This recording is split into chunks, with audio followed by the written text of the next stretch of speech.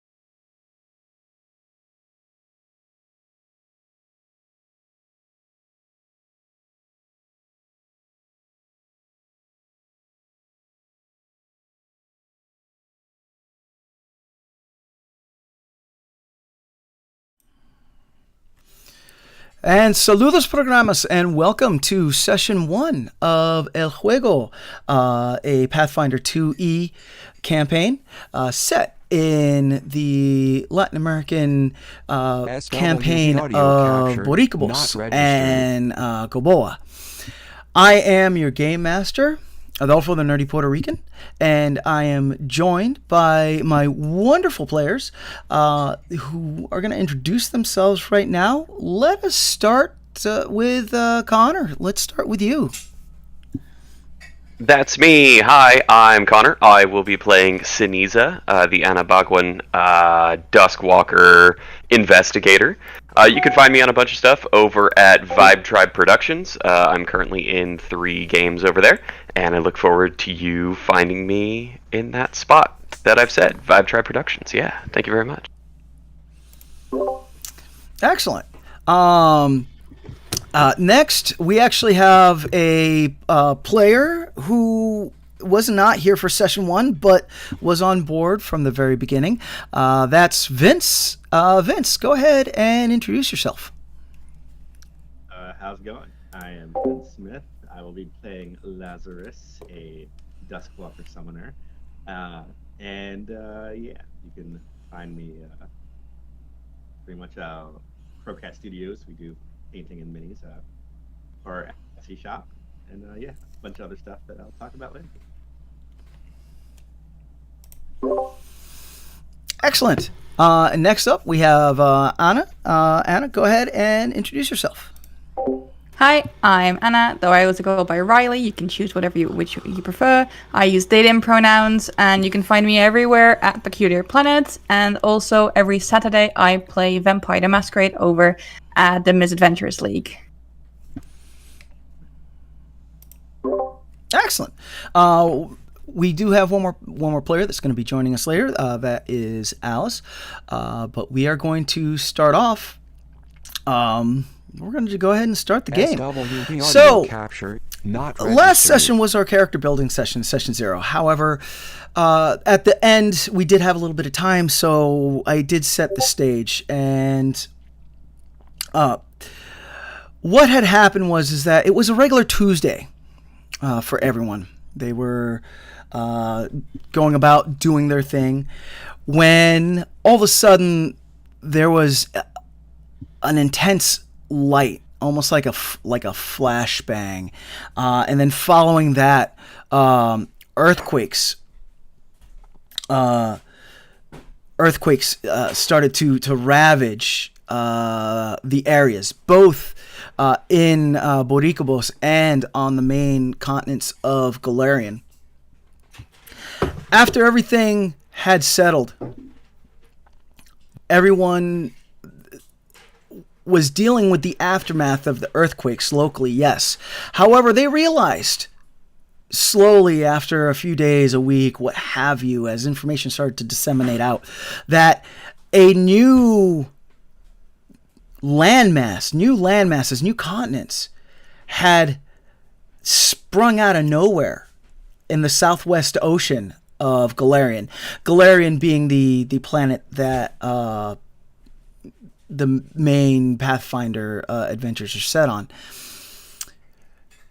And 2, those that were on the islands and the continent, the islands of Boricubos and the continent of Koboa, found themselves that to the northwest and around them, they were not alone anymore. There was these new odd continents. The time had passed on, and after 3 years, there had been a little bit of exploration down into these new lands, and there had been a little bit of exploration from the new lands up into the mainland.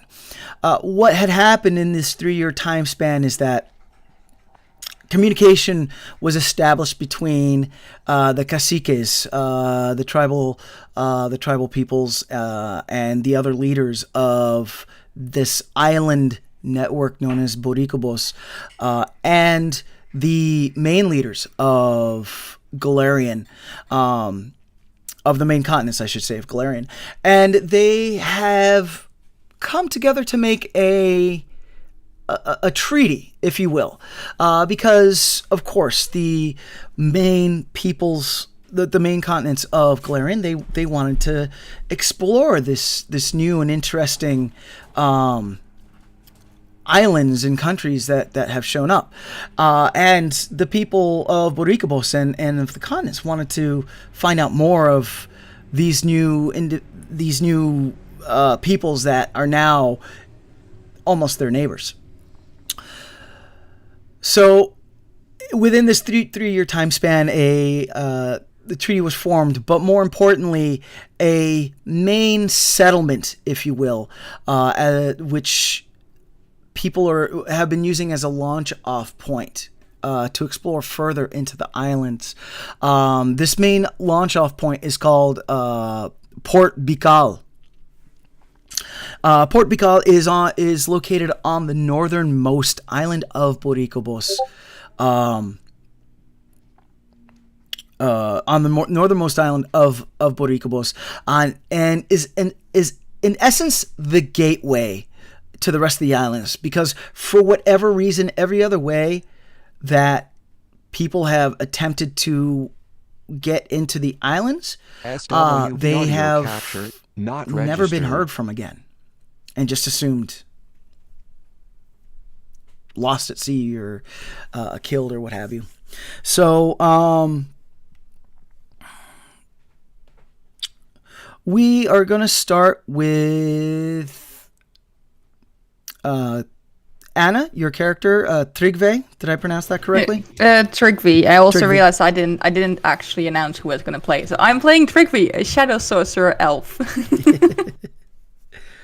So we're going to start with Trygve and Lazarus. And the two of you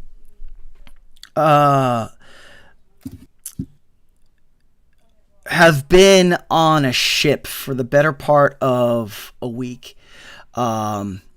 You have come to this place, Boricubos, with your own reasons and your own intentions, which will be found out later. But you've come, and it like I said, it's been a week at sea. Not the best, not like a cruise, not like a fun cruise. The weather has been very sporadic.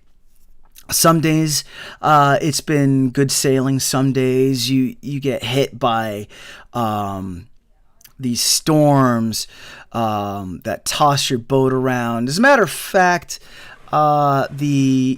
your voyage actually set off with two boats to Boricubos, and one of the boats got so damaged it had to turn around and head back to Galarian. And then some days there was nothing on the seas, and it was not registered. Just flat, deathly calm oceans that the boat just would not move. The diet that you have been ingesting has, at the beginning, was like salted pork and like some wines and beers and whatnot. But as the voyage has gone on, all of the good food pretty much, because of improper rationing and whatnot by the people that sponsored this voyage, had all been eaten. So towards the end, you have been consisting off of a diet of hardtack and the eponymous not grog. Oh my god, what's the pirate drink? Rum? No, water and rum mixed together. Isn't that grog? Is it grog? Am I getting my my drinks mixed up? Grog and glog. Yeah. So the last portion of the voyage has been just existing on hardtack and grog, which is a mix of rum and water. Rum in this world, rum is actually pretty new. It's a new alcohol that has not been seen until these new islands of Boricubos have shown up. So this, even though it's not the most tasty, it's still a brand new drink for you. So, your character reacts to that as they would. But finally, after a week, you all are topside on the main deck, and you finally see the islands of Boricubos breaking through this blue haze of humidity, and you see that it's actually an archipelago. So Boricubos is not just one island; it's actually a whole bunch of numerous islands. The one island that is in the forefront, however, you see that there are ships in the distance. You see that there's ships like anchored just off the island and whatnot, and you see what appears to be a port. The boat that you're on sails into this port. And as you sail in, you all, everyone on board, goes and gathers their things. Some a little bit more energetic than others. And finally, the gangplank. You hear that the chains of the anchor disengage in the boat as it splooshes and the boat anchors, and the gangplank. The sound of a gangplank falling and hitting the wood of a pier just echoes through the boat, and this is almost like a chow bell, like someone ringing the chow bell, or like the bell at the end of school. Everyone just like almost stampedes to get off the boat. So let me start with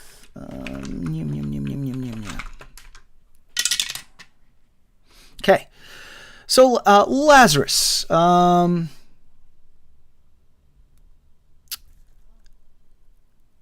you give us a description of your character? Absolutely. Lazarus, he's about 6'3", looks to be in like his late 40s. He's got very ashen gray skin with just a faint bit of color beneath the flesh tone, so he doesn't look like he's dead or undead. He's got a short trimmed beard and long dreadlocks that are tied back. His hair is mostly white, with little bits of silver kind of streaking through. He dresses very casual, like he's meant for travel, like just for traveling at sea. He's got this waxed leather, waxed coat that just to keep his clothing dry, like a long scarf around his neck, a simple tunic and pants and a pack, and he carries with him a staff that over the course of the week at sea he has whittled at the top to make a little skull at the top. He doesn't have a very refined look. He looks kind of scruffy, like he feels more comfortable looking like he could easily blend into a crowd as opposed to standing out. Okay. And what would Lazarus's demeanor be coming off the boat? Is Lazarus, happy and ecstatic to be on land? Like still getting his sea legs type situation? he is being his first voyage out at sea, since he usually prefers to walk places. This was awful for him. So he is very pleased to be stepping onto dry land and ground that is not moving beneath him.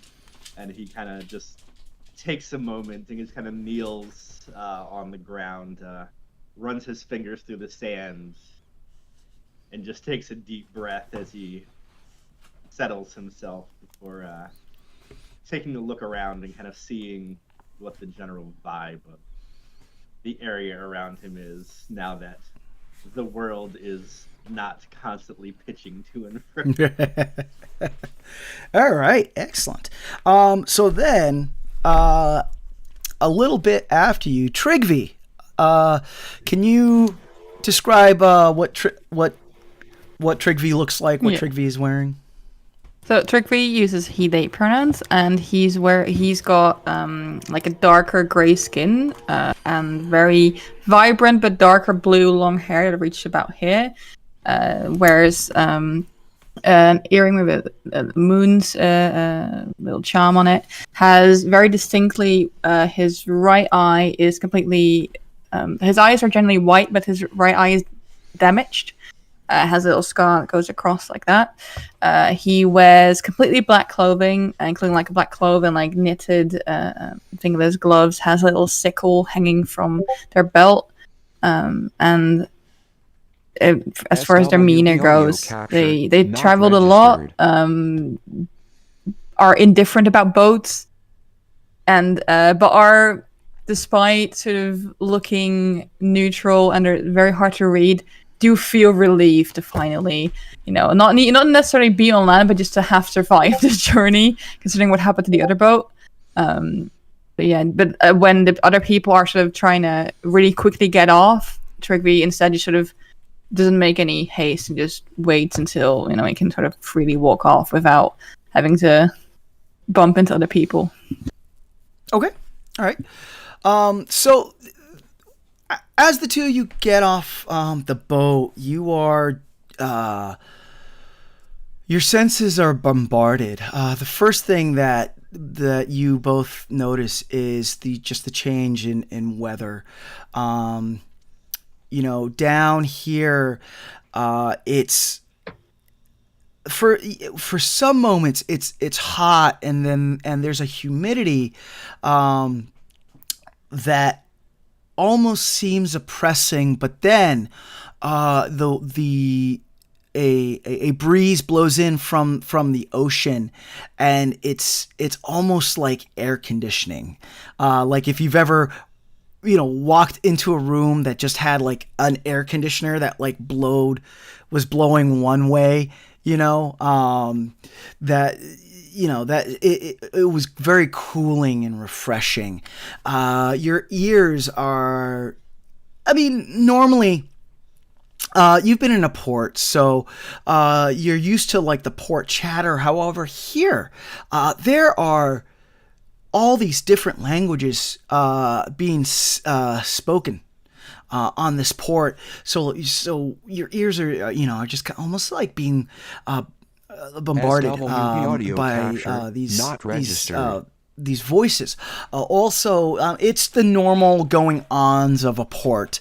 The normal going-ons of a port that that kind of get intermixed in. So there's other boats coming in. There's boats that are getting loaded with cargo, what have you. And then finally, the smells of the port. It's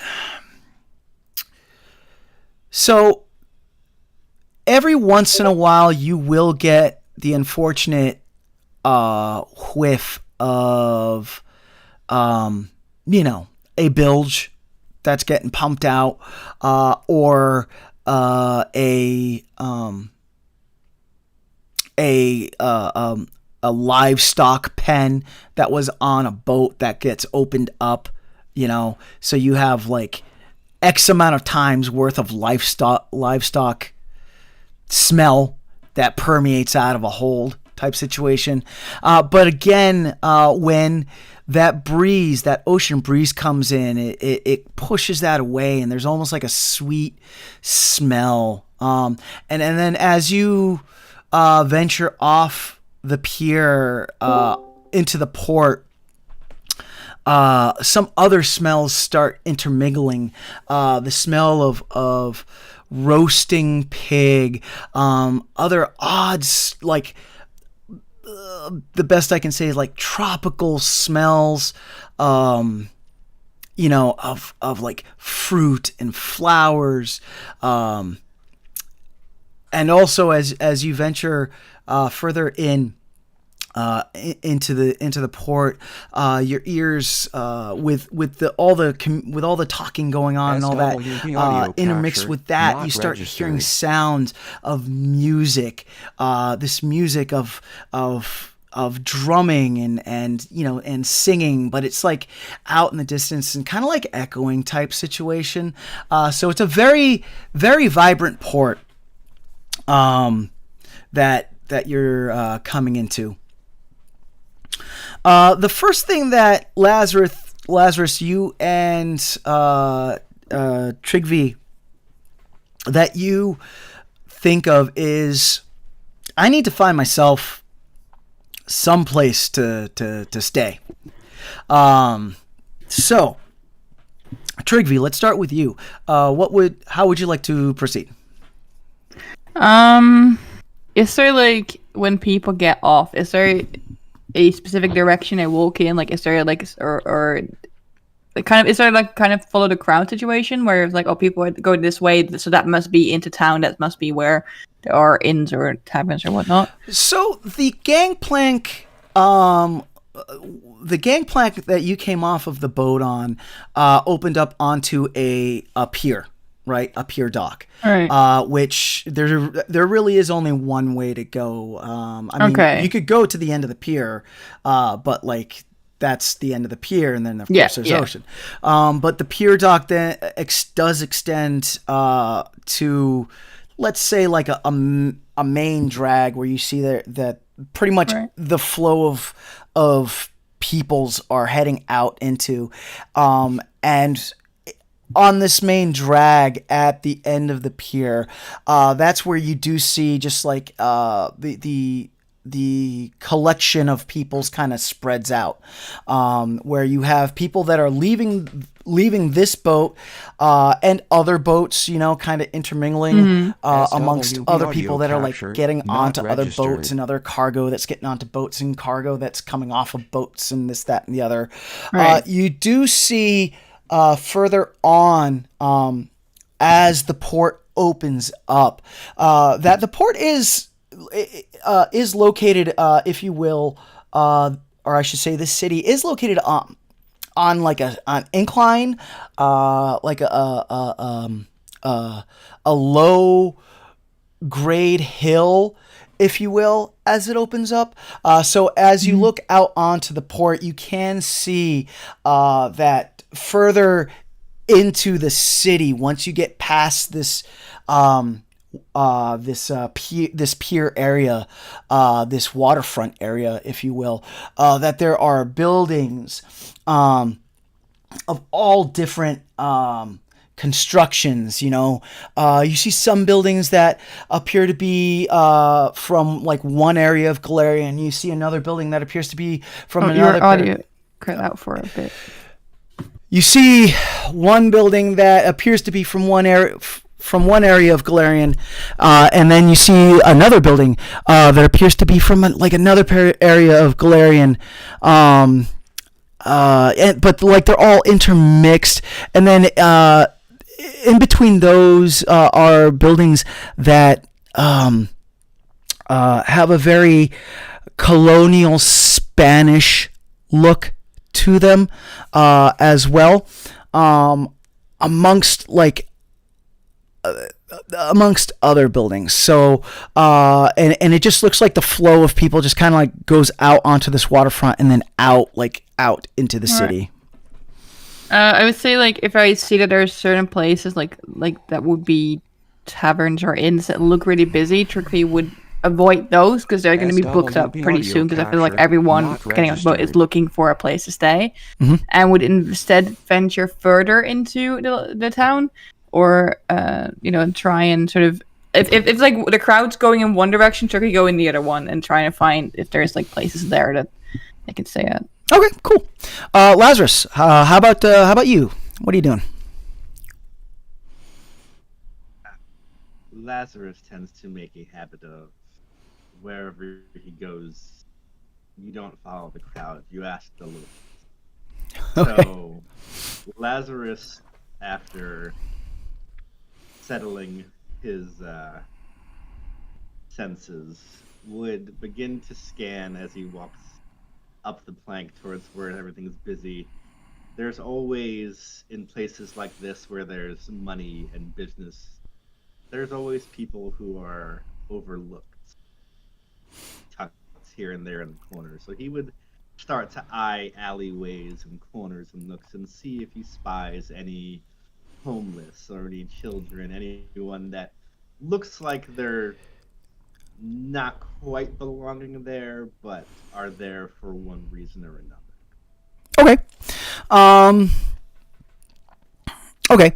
So,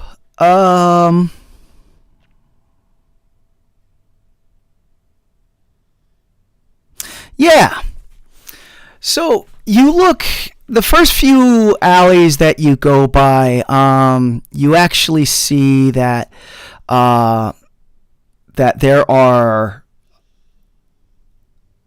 they're not like your stereotypical alley that's like alone and quiet, that there's actually like storefronts that kind of open up into the alleyways type situation, so that there's like a good flow of people. You do finally come to a stereotypical alley SWB audio capture that's not registered. dark and mysterious, if you will, and in this alley you do see an individual that is sitting on the ground.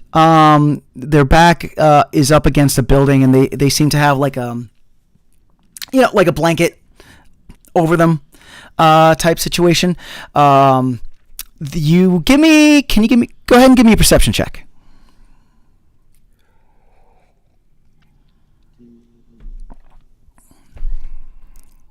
That would be a 14. Okay, excellent. So the individual, the blanket that they're wearing, it only like covers their head and like their upper body. However, you do see that their arms and their legs appear to be amphibian, and they are like a brownish. The skin appears to be like a brownish color with like speckles of tan in there. However, their face is currently covered, and they have not noticed you. Lazarus will take his staff and kind of tap the alley wall and say, "Excuse me, brother. I wonder if I could have a moment of your time." So the individual turns and pulls the blanket from their head, and you see that indeed this individual appears to be like a humanoid tree frog. Their big eyes kind of like blink at you, kind of like bloop, bloop, bloop, right, and looks at you and goes, "Sí, señor. ¿Cómo yo puedo ayudarle? ¿Necesita ayuda?" Which you do not understand what he's saying. SWB audio capture not I'm registered. not familiar with your tongue. Do you understand what I am saying? So blink, blink, blink, blink, eyes, blink, blink. Oh, you, new, boat, see? Yes, I am here from one of the boats. Sí. I help. You want a num num num num? No, I kind of thinks for a moment. A place to Sleep. Oh, sí, dormir. Sí, sleepy sleep. Sí, sí. Sí, good place. Carmen's. Allí, si tú vas en la calle, allí, detrás, ahí está Carmen's. Keep going back in Carmen's. You find Carmen's sleep. Excellent. Thank you. And he will take 2 coppers out and toss them to our friendly frog fellow. Okay. And Okay. his way to Carmen. All right. So you toss the copper to your frog friend, and I'm gonna give you with that 14 perception check. As you're turning around to like leave, you notice that the frog fellow kind of like picks up the copper and regards it super curiously, like, what the hell is this? And he's kind of like holding it in his hand, is like. And then you walk on. Alice. Are you not registered? Are you there, Alice? Am I? You are, yes. So can you go ahead and introduce yourself? Introduce your character. I'm Alice. Didn't you introduce me already? I wasn't here. Yeah, I'm Alice. I don't have anything special going on social media or whatever. I'm just myself. And I'm playing Arietty. She is a Wildwood halfling monk who's just trying to do her best. So, trying to unlock her latent key powers on this journey. Okay, cool. So can you describe what Arietty looks like? And then how... Well, let's start with a physical description of Arietty. Okay, sure. So she's a halfling. So she's like often mistaken for a child amongst like elves and humans. But she is a small humanoid appearing halfling. She is... she's got blue eyes, and she's got like reddish hair that's often up in a huge clip in the back of her head. And she is, of a like alive, built, sort of acrobatic looking. Okay, cool. So then, as Arietty gets, I don't know if you heard the description, but you've been at sea for a week, and by the end of the voyage has not been a cruise by any stretch of the means. It's been very rocky, and you have just arrived on Boricubos. The gangplank, as I had described, had opened up, and everyone has kind of ran out. What is Arietty's demeanor as they get off the boat? I'm certain that whole week was like filled with a lot of like anxiety. A lot of her like, okay, we worked on this in the temple. Oh my God, we're gonna find my center. I can do it. Okay. Oh my God, all right. So, but probably just a lot of like, doing her best, especially through those rocky moments. Being a Wildwood halfling, spending most of her life in the woods on solid ground, this is entirely new and very scary, right? So she's probably the ship has docked, and she is probably like one of the last people to get off, but simply because it's like she gets on her 2 feet and she's like, oh my God, and then it's like slowly kind of like stumbles her way down onto the ground, or the beach, pier. the dock, the pier. Mm-hmm. Okay, I was like, there are several places. So make it to the pier and then kind of just like kneel there for a second and sort of be like, oh, it's not moving. Okay. right? Like she never truly got her sea legs, but once you get off a moving boat and you're back on like the ground that's not moving, that's also an acclimation, Right. right? So she's taking maybe a little bit longer than anyone would expect to appreciate that the ground is not moving. Okay.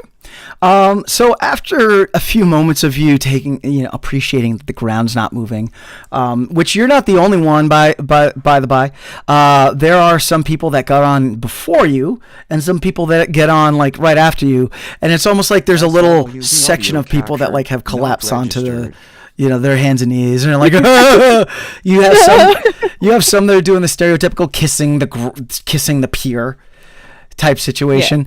Yeah, I don't know if she goes that far, but definitely incredibly grateful. Right. Yeah. So after that, you acclimate that you are on solid ground, and as I had described, you stand up and you see that going off the pier, the port of Port Bical, the city, I should say, Port City, let's call it. It opens up, and it's on like a hill. One thing I did forget to mention is that the port, it seems to go on and on, but then all of a sudden it stops, and where it stops, it is just tropical foliage, rainforest, huge palm trees, that type of vegetation that is out past the city limits, and then past that you do see that there are some mountains like out on the horizon and whatnot. But at any rate, so what would Arietty do once she gets her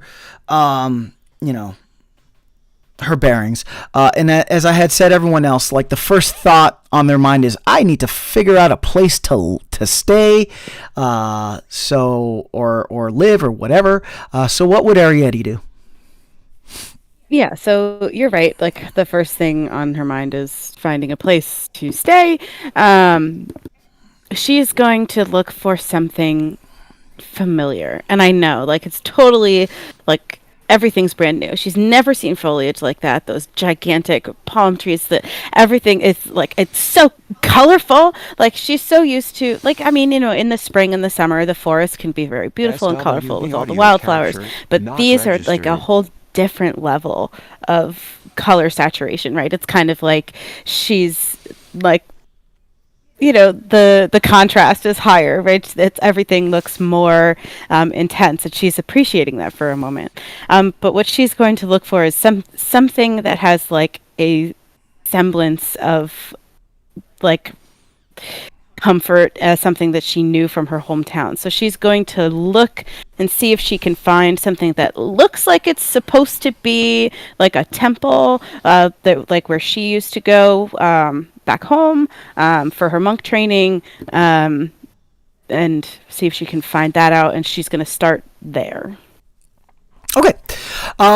So Trygve, you are very correct in that towards the front portion of Port Bical, all the hotels and hostels and what have you are all filled up, and it is very much almost like in modern day a cruise port, where a cruise lets out, and it's just like super packed with people.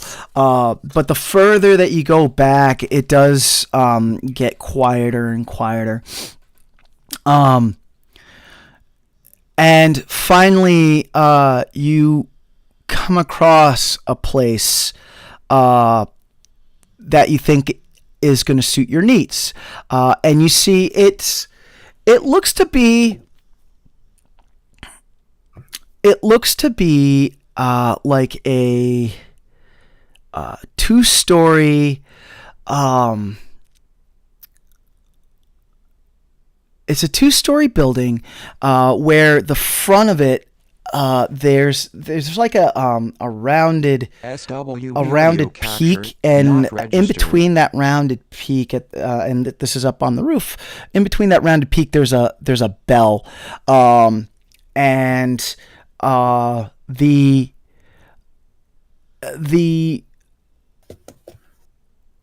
the building is made of what appears to be like an oldie timey cement, if you will, but like every now and then you see that the cement is kind of like kind of fallen off, and you see that there is brickwork underneath it, type thing. You can tell the buildings that have been built by the native people of Boricubos, because the colors of the buildings are loud and borderline obnoxious, whereas like the buildings of Galarian are just, you know, very muted, like grays and, you know, whites and well, no, the Boricubos buildings, you got like bright yellow, blah, and like bright pink, blah, and bright orange, blah, right? This building, it is like a bright teal blue, right? Of course, that's the color that the concrete is painted. And of course the brick is just like regular brick color, where the brick does show through. But there is a sign, like a really half cheaply made sign that's kind of like swinging from just over the entrance door, and the sign says Carmen's, and the entrance door is a regular sized door. However, to the left and to the right of the door, there are not registered. Two bigger windows, and the windows, they actually aren't made of glass. They're made of flat panels of wood, and they're all and the windows open inward. They're double pane, big, and they open inward, and so you can actually see inside as well. And you see that there is inside there appears to be like a check-in desk type situation, very very small, not like a big counter or anything, just like a desk. You see there is a like a entrance hallway, and then further through, you see that it opens up into what appears to be like a courtyard that's inside inside the walls of the building. So what do you do? He would go up to the desk. I don't know if there's anyone there at the reception. Okay, so you walk up to the desk and there's no one there. Hold that thought. Lazarus! So you walk through the city, and the same situation. You see, you can definitely tell the differences in the construction and whatnot. And you finally come across this bright blue building with a sign that says Carmen's up front.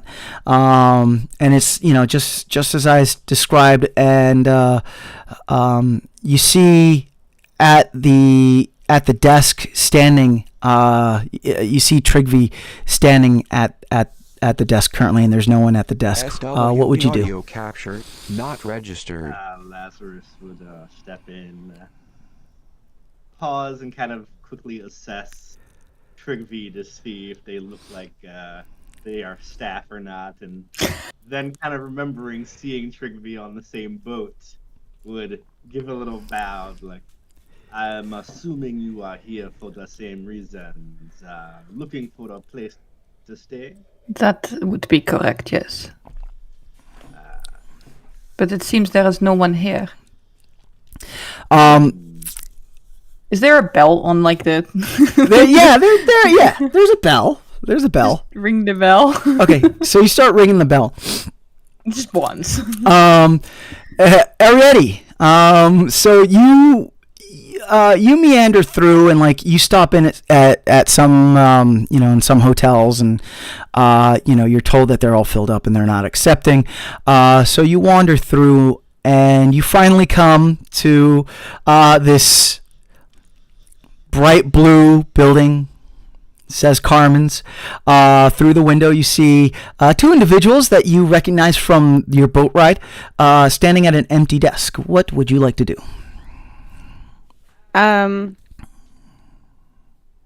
None of these look like a temple. So Carmen's is the only building that looks temple-ish. Okay. All right, sure. So I'll peek in. I don't know. I'm just gonna observe for a little bit. I'm not gonna say anything yet. Okay. Standing in the door opening, just staring. He said I could see them from the outside. It doesn't necessarily mean I opened the door. Yeah. The doors and the windows, all the doors and windows are open, so you can. You're standing. So Arietty's just standing outside and looking in. Yes. So that is what's happening. So Trygve, you ring the bell. And there's like a moment of nothing happening, and then all of a sudden, from outside around the corner, you hear the three of you hear "Condenao," right? And you see Arietty. Of course, you're on the outside, and Lazarus and Trygve, you're on the inside. But in between you all, you see like this iguana come running out into the street. And you see this woman, female presenting, come running out from around the corner, and she's got this broom, right? And this woman, she is of a shorter, stockier build, right? She's wearing a white shirt with an apron that is tied, a half apron that's tied to the bottom half of her, it's a half apron. And she's wearing a skirt. This skirt is, it's a black skirt, but it has some very nice red, embroidery on it. Hand embroidery, nothing too fancy. Something that it looks like a common person would afford. So and this lady, she smacks this iguana with the broom, and the iguana pauses, and she grabs the iguana, the iguana's midsection. Audio capture not registered. And 1, 2, 3. Hang on 1 second. So she notices that there are people at the desk. She's like, "Ay, coño," and she walks inside, and comes around to the other side of the desk, and she's holding this iguana. So this iguana is like starting to twitch, and she's like, "Hello, welcome to Carmen's. How may I help?" I would like a room, and I think my compatriot here would also like a room if you have one available. That is. Sí. But if you, I see you are busy with the animal. If it can wait. What, this? And she like breaks its neck, and it just like flump. And she's like, "It's dinner for later." And she kind of like places it on a table. Okay. And then she goes, we do have rooms available. It is five copper a night, 8 copper with food included, 10 copper if you want food and you want me to take care of any weapons or armor that you might have. I think I personally would like with food included, but can I not keep my armor or my weapons in my room? Oh yeah, you can upkeep them your own. I'm not telling you what to do. What I am telling you is what I offer. Well, then I would like a room with food, please. Okay, very cool. So rent is due at the end of the week. SWB audio capture. Not we have a job registered. board, and she points into like the that open courtyard area that I was talking about. It's like we have a job board that you can go and look and see if jobs are posted almost daily, because many of you peoples are coming onto the island looking for lots of jobs, and she gives you a key with a room number of 2. Room number 2.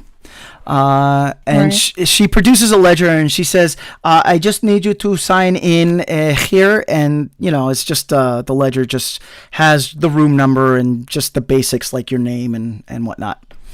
Yeah, I would sign it and we also look at her like, what was your name? Sorry. I am Carmen. My name is on the front of the building. Right, I didn't want to assume, and would offer. I said like, my name is Trygve. Nice to meet you. So she looks at your hand and gives you a very hearty handshake. Right. And she says, it is a pleasure to meet Trygve. The other thing that actually beep bop boop bop beep boop boop boop boop. Arietty, Trygve, and Lazarus, give me perception rolls. Is this a site-based perception roll? Okay, so This is that's a site-based perception roll, yes. -1 for me. Ooh, that's fine. Nice. And that 9. is Okay. perception. Where's my perception? Why can't I find my perception? 8. Okay. Hang on, am I looking wrong? I think, because I don't see perception on the list for my plus. Oh wait, I see. I got it. Never mind. That is 24 -1, so 23. Okay. So Trygve, you notice that Carmen has this is wearing this necklace, which is a necklace that you audio actually have capture. seen Not registered. a good portion of peoples on the road and whatnot wearing. This necklace, it seems to be a braided together palm leaf strands as the string, and then at the bottom there's what appears to be like a conch shell. The conch shells, the ones that you've seen out on the street, though, all the different conch shells, the conch shells are all different, I should say. So they're not all the same color, and all the conchs are not only of different color but of different types. So you have seen some conch shells that are like your stereotypical round. You've seen some that have like points on them. Blah, blah, blah, blah, blah. I think if Turkey noticed this, kind of intrigued, and is like, can I ask, the necklace you're wearing, I've seen it a lot with the people on the streets. Does it have any meaning? So she kind of like tilts her head at you and is like, did they not tell you when you got off the boat? That didn't tell me anything, no. Hey, What? Why? The common language that you speak on your mainland and the common language that is spoken here are two different common languages. So by wearing this necklace, we can speak to each other without no problems. Oh, that is very clever. And would you perhaps be able to tell me where I can get one of those? I currently do not have any. However, give me an hour's time, and I can call my friend. He deals in that type of those types of wares. All right, that would be very appreciated. Thank you. Very good. So SWB audio capture. Not so registered. you finish up signing in, and then what would you like to do? I guess maybe go check out the job board. Okay. And just sort of wander around the courtyard thing. Okay. All right. Have a look. Okay. So you start heading out into the courtyard. Lazarus. Carmen looks at you and says, "I make assumption that you want the same thing. Yes? Yes, I would also like a room Okay. and food, please. Do I need repeat, or you understood everything I say?" I got all that. So Okay. that is fine. So she pushes the book for you to, of course, sign in, and you get room 6.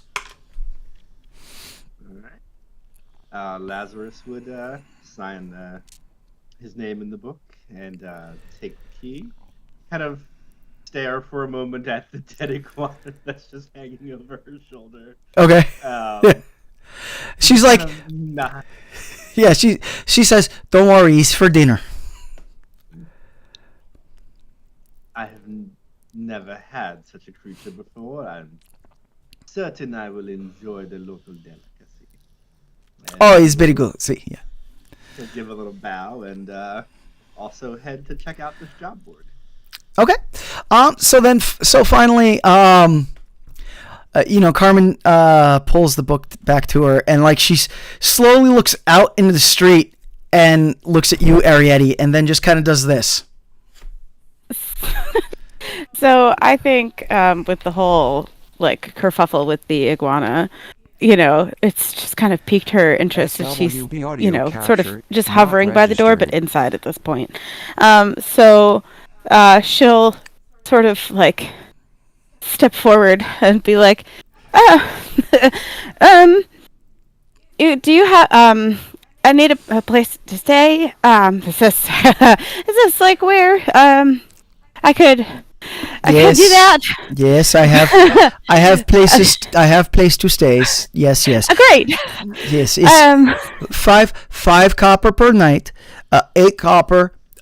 If you want food, 10 copper if you with food, and if you want me to take care of any weapons or armor that you might have. Oh, I don't have any.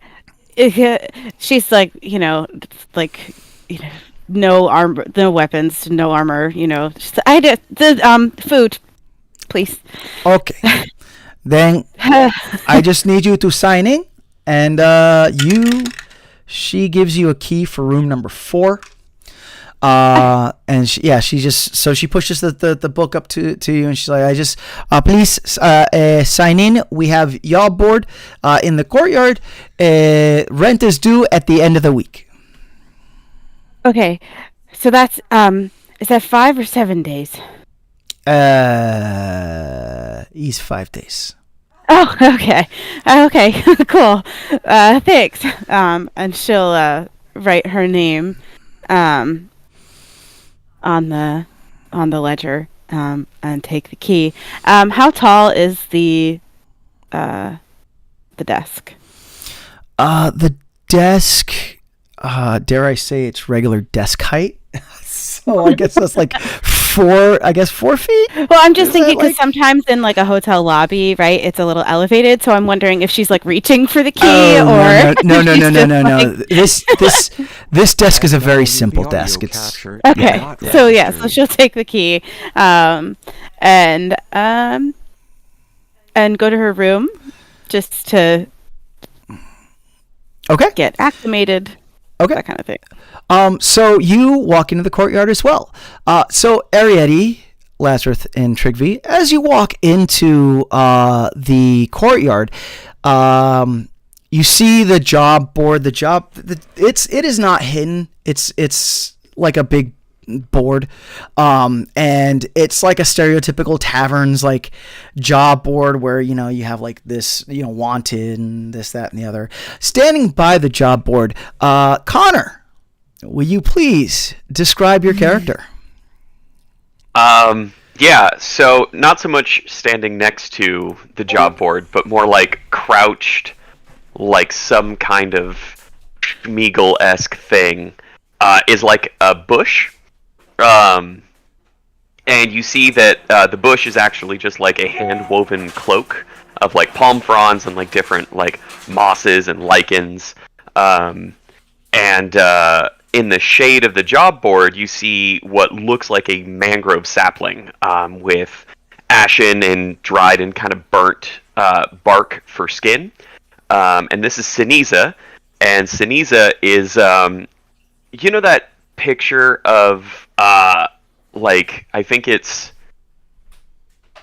Kronos eating the sun or whatever, where it's just like horrible and just ripping apart. It's that, and it's Senisa ripping apart a fish.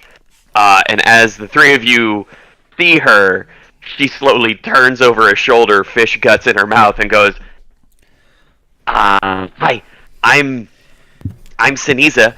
I'm 4, and I'm gonna go now." And she scurries over into the shade and continues munching on her fish that may or may not have been stolen from the kitchen before Carmen noticed. Does she look like? It says it's 4. Does she look like a child, or is it just like? She looks like a burnt a burnt log of like a very slender mangrove sapling with a human-esque face. Right. I don't know how spooky thematically we want to go, but I was thinking like the Re-Dead mask from Ocarina of Time and Majora's Mask. Yeah, that's fine. But okay, cool. But with a little mouth with no teeth, and she's just barkly gumming this fish and trying to ingest the nutrients. And yeah, she's great. She sounds it. I feel like Trygve would be interested. Yeah, you know. Stares after this tree column of the fish and is like, is that native creatures, or do we need to be concerned about it trying to eat us next? I don't think that we've just arrived here. I don't think that we are to make assumptions about anyone who lives here just yet. Much too big. Nope. Nope. Not enough room. Just this. Thank you. I will eat now. And you know, like when a cat doesn't like to be like watched, it's that where it's like, I know you're watching and I'm watching you watching, but you don't see this. It's fine. Yeah. Okay. So, Arietty, you see this all kind of play out by the job board as you continue up to your room.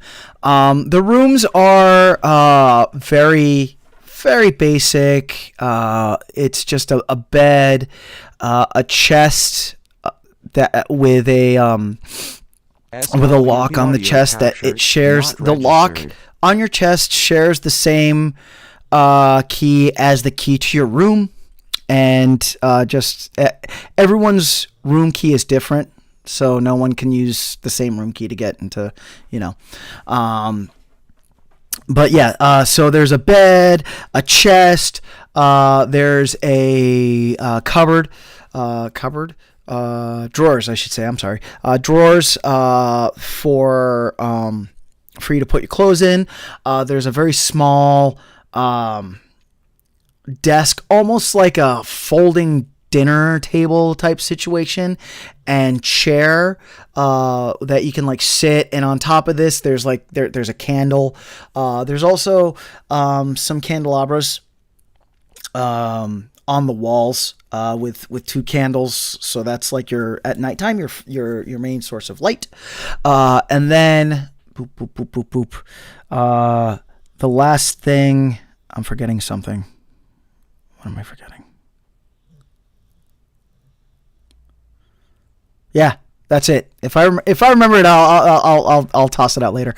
But the bathroom situation, it's a communal bathroom. It's actually just has room for one person, and there's like a bath and a toilet latrine type thing. So and there's on the first floor is rooms 1 through 6. The second floor is rooms 7 through 12. There's a bathroom on the first floor and a bathroom on the second floor. Lazarus, so you were at the job board. What were you looking for?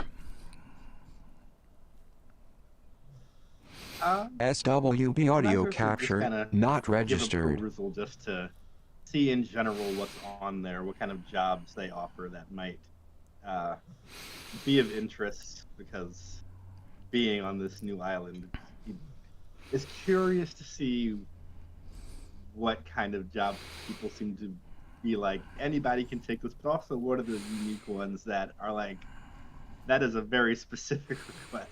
What is happening here? Okay. So currently the job requests. Very important. I forgot to say. Very important. Now we'll get to that later. So the job board is very much like a stereotypical tavern job board, and currently the jobs on it are very mundane jobs. Like assistants at this restaurant. Assistants at this farm, dock work type stuff. But at current, there's nothing yet adventurous, if you will. Nothing that would pique your interest. You're just kind of like, meh, maybe I should just go check my room out. Yeah. So then, seeing nothing of particular note, Lazarus would kind of give Trygve and Senisa both a nod, and then head up to his room to rest a little bit and kind of just relax for a moment or so. Okay, Trygve, same situation. Well, you are at the job board. What would you like to do?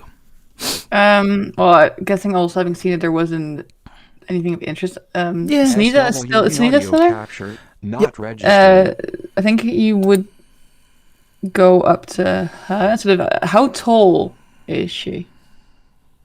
Senisa is in the small category, so I'm assuming that's like the 3.5 foot ish zone, somewhere in there. Turkey's like 6 foot, so we're they were like crouch down next to them and be like, you were so kind to give your name. I haven't given mine yet. My name is Trygve. It's very nice to meet you. Senisa. Is I'm saying that right? Yes. Okay. Nice to meet you, Trygve. Why are you here? Well, that is a very good question. I am looking for, let's say, answers for a personal problem. And I've traveled a lot in my life, and I have never been here. It seems like a nice place. I assume you live here. You were born here? Yeah, over there. And she points arbitrarily that way.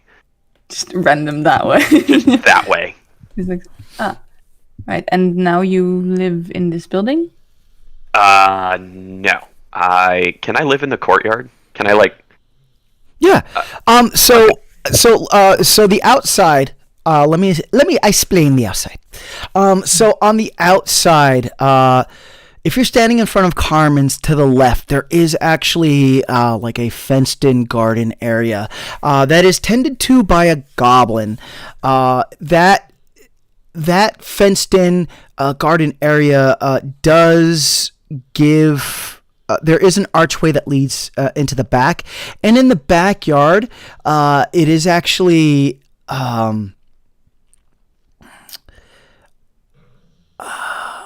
it's the backyard is like registered. Is like a horticultural center almost, except not of like no, there are a few edible plants there. There's like palm trees, there's like mango trees, an avocado or mango tree, an avocado tree, another fruit that you all from the mainland don't quite know what it is, but it's very lush with vegetation. However, there are paths in the backyard, so that you can like walk through. So yeah, you can live in the backyard.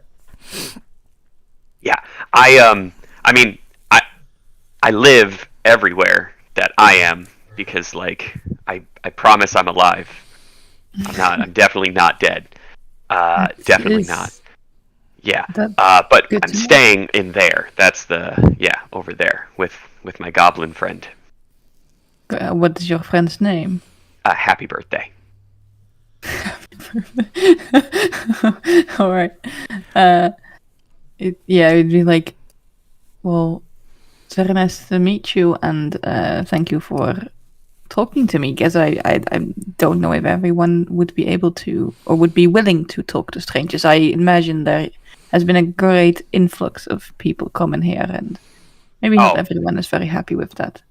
Yeah, no, I don't like that. They keep You don't taking like things, and it makes me very angry. And I will take your hands if you take things that aren't yours, that belong to the land. But you seem nice, so I guess it's okay. I promise I won't take anything. And if I do, then I suppose it's only a fair trade that you get my hands. Yeah, just ask. Be nice. Seem all right. Seem cool. I like the whole eye thing. I have both of mine this time, but I don't. Yeah, I don't know. What's that? This time. Huh? Oh, SWBR yeah. I not kind of grew out of a registered. big ash pile, and here I am. So I don't really remember what I was like before, but I remember being a before.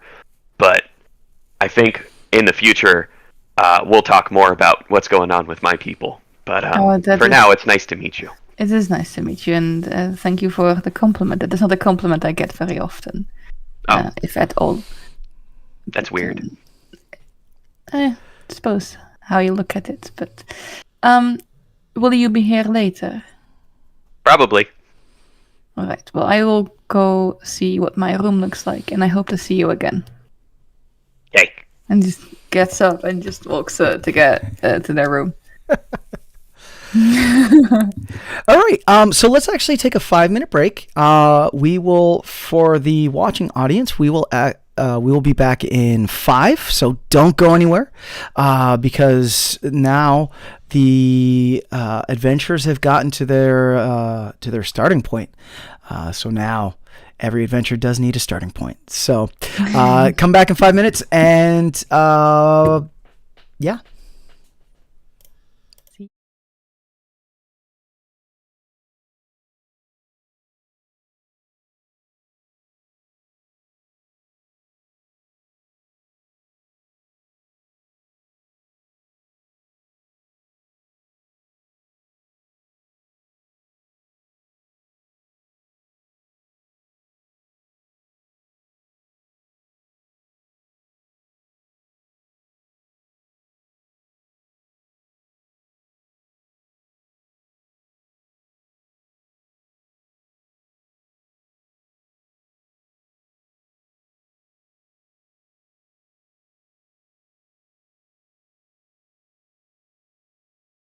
SWB audio capture, not registered.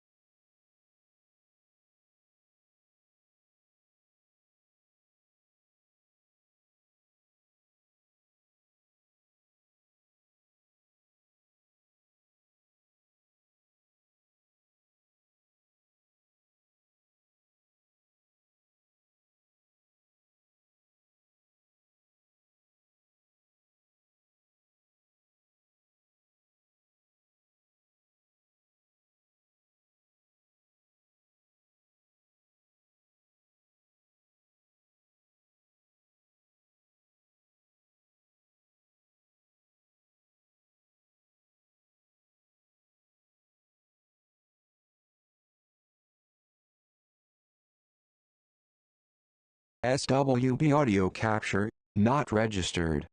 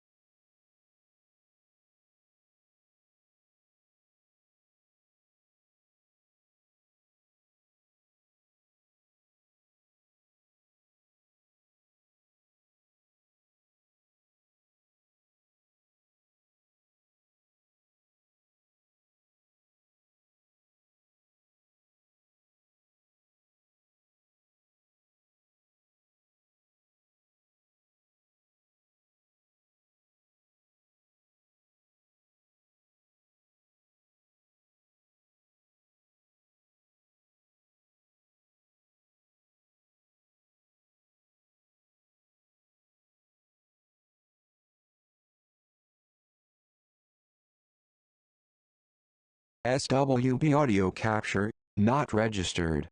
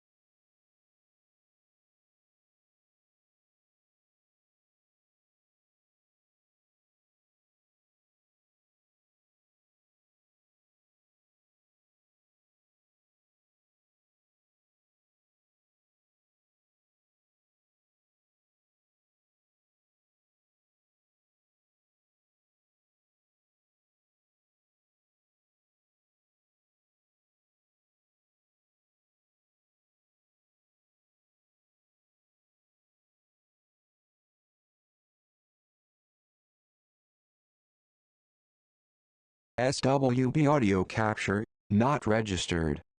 And magic, we're back. Right? That was 5 minutes, right? That was 5 minutes? Okay. Thanks. 7 minutes. Oh boy. Man. Someone's a theater person.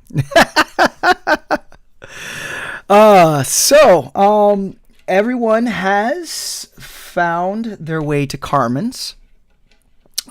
If you're just joining us, welcome. So our adventurers have found their way to the island of Boricubos and have found a place to stay by a hotel in the port of Bicol. This hotel's name is Carmen's. And Trygve, Lazarus, Senisa, and Arietty have all gotten rooms and or garden accommodations at Carmen's, and we are going to move on to let's say a few hours pass. So everyone's room does have a window that can open up, and the windows also do have those wooden slatted blinds attached to them. However, the blinds are not like they're not like the cheap blinds that you would see in a regular house, that they're a very lightweight, whatnot. These are, the wood is a heavier duty wood. And then the string that holds it together is a heavier duty string as well. So that, and it is like a shutter situation, except instead of being metal shutters, it's wooden shutters. So if you do want to shut your window and close the wooden shutters, it does give protection and privacy and whatnot. Also, if you have to sleep in the dark, it gives total, blocks the sun totally. But with the windows open, the Carmen's is closer to the ocean, so you do get that nice breeze. And because Carmen's is set away from the main center of town and like the market square and whatnot, it's relatively quiet. You'll hear the occasional, dog barking. You do hear an occasional ringing of like small ting-a-ling-a-ling-a-ling bells, and out from the street, and does anyone? And when these bells come by, they ting-a-ling-ling, ting-a-ling-ling. That's like the basic sound. But some bells have different like pitches and whatnot than others. Would anyone like look out their window or go kind of like to see what those bells indicate? All right. So when you look out onto the street, you do see that these bells, they're merchants, different merchants, and they're push carts. They have, they have their wares on their push cart, and as they push the cart along, the bells ring, ding ding ding. And you do notice that dependent on what the merchant is selling, they do announce it. So, for example, one cart comes by, and the cart has like some short swords and like shields and whatnot on it. Those of you that don't have that necklace that was described earlier, the individual, as they walk by, you'll hear him hollering, "Armas! Armas! Armas," which in Spanish means weapons. Finally, after the time goes by a little bit, an individual comes by, and their cart is full of like tchotchkes,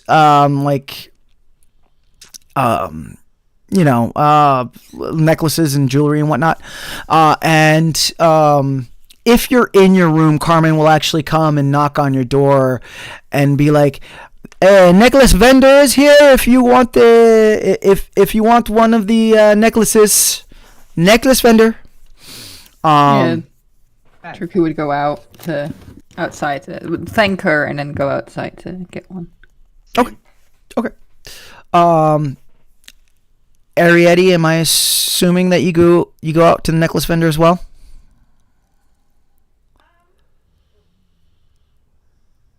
I forgot I muted myself on the thing as well as my headset. Yeah, I think she would go out. Like, as a player, I feel like it would be kind of funny if she didn't have one. But yeah, I think her interest is piqued, so she'll come out. Okay. Yeah. All right. So you the three of you come out, and the individual that is pushing the cart appears to be a they appear to be humanoid. However, and they appear to be a male humanoid, a little bit taller, like say maybe 6 foot. However, their skin is very gray. It almost appears like it's made of stone. And as you walk up, he's like, "Hello, I am Hector. I make the jewels. Carmen tells me that you need a necklace of understanding." Yes, please. Yeah, very good. Very good. I have 1 day special for new arrivals to Boricubos. 1 silver for the necklace. That sounds fine. Also, are there like different colors on the necklaces? So he'll take this like jewelry stand, if you will, and he'll like hold it in front of you, and on this jewelry stand there are numerous different necklaces. The basics, the base of the necklace is much as I've described, where it's that the wound together palm cord with a like a conch, not conch, but spiral shell at the end of it, and as I described, it's different. There are some different colors, different variations of spiral shell, but all the shells are about yay big, maybe the size of like a ping pong ball. Is there a purple one? Yeah, you do find one where it's not all purple. It has some like streaks of white in it, but it's mostly purple. Yeah, I will point at that one. Can I have that one, please? Yes. No. Hand over silver, right? Yep. Okay. Hand over silver. And put it on. Okay. Lazarus? Don't take any one of them. He's not particular about the color, but he will also hand over a silver. Okay. And you are handed one that is a mix of like red and pink. However, the shell has it's like the spiky snail shell ish. So, and Arietty. I'm kind of gonna wait until like their interactions are, like, I'm sure beyond the shadow of a doubt that their interactions are complete. Okay. Right? Because I'm like, I don't know. Oh my God. I don't want to like step on somebody's, look, it's just okay. So she's gonna come up and be like, can I have one, please? Yes, of course. And he. Oh my gosh, I forgot. And she's fumbling because she's opening up her thing because she was told, right? 1 silver, right? Oh, and just opening her like fumbling to get the 1 silver out. Yeah, I got it. So he's just kind of standing there awkwardly, like as your fist. And he's fumbling. Is like SWB audio capture not registered. There you go. Thank you. I come around every second day. Oh, okay. If you need whatever necklace I have for you, and he continues on his way. As he continues on his way, he sings. So everyone, make sure that you lose a silver, and that you. I am going to write this in the general chat, but the necklace is called a collar de idioma, which in Spanish means necklace of languages. And I will just write that in, like I said, the general chat so that everyone... General chat. No one told me we needed pencils for this game. What? What? This tabletop role-playing game Tabletop needs role-playing. pencils? Pencils! Unacceptable. Okay, so I did put the Spanish writing of it in the general chat, so you can put that on your character sheet. And basically, what it is that the common on the mainland. Well, if anyone's joining us late, the common language on the mainland of Galarian and the common language on the mainland of Boricubos and Koboa, Koboa is different in that, common on Galarian is like English and common on Boricubos is Spanish. So this necklace just makes it so that you can speak common to everyone, and there's no...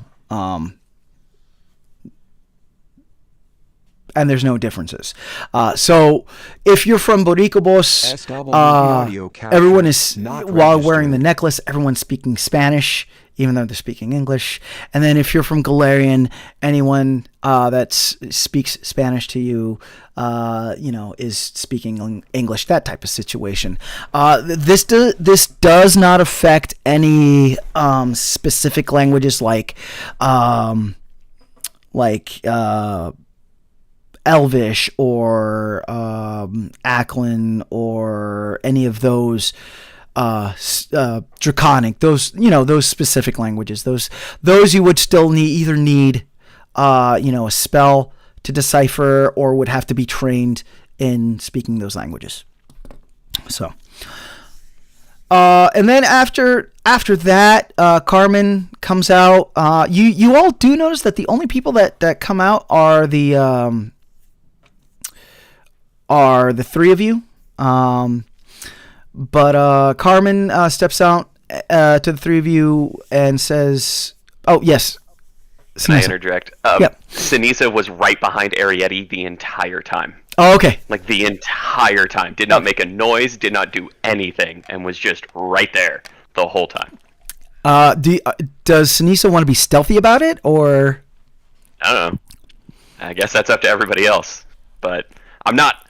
Senisa is not hiding unless it's from Arietty, because I, as the player, think that would be funny. Okay. Because I think Arietty and Senisa are about the same height, and that's why it's like... I don't know. I just think that'd be fun. I have maybe like 3 inches on you, but it's not a lot. Short person. Yeah. Friend. So then I hand it off to Arietty. How would you like to handle that?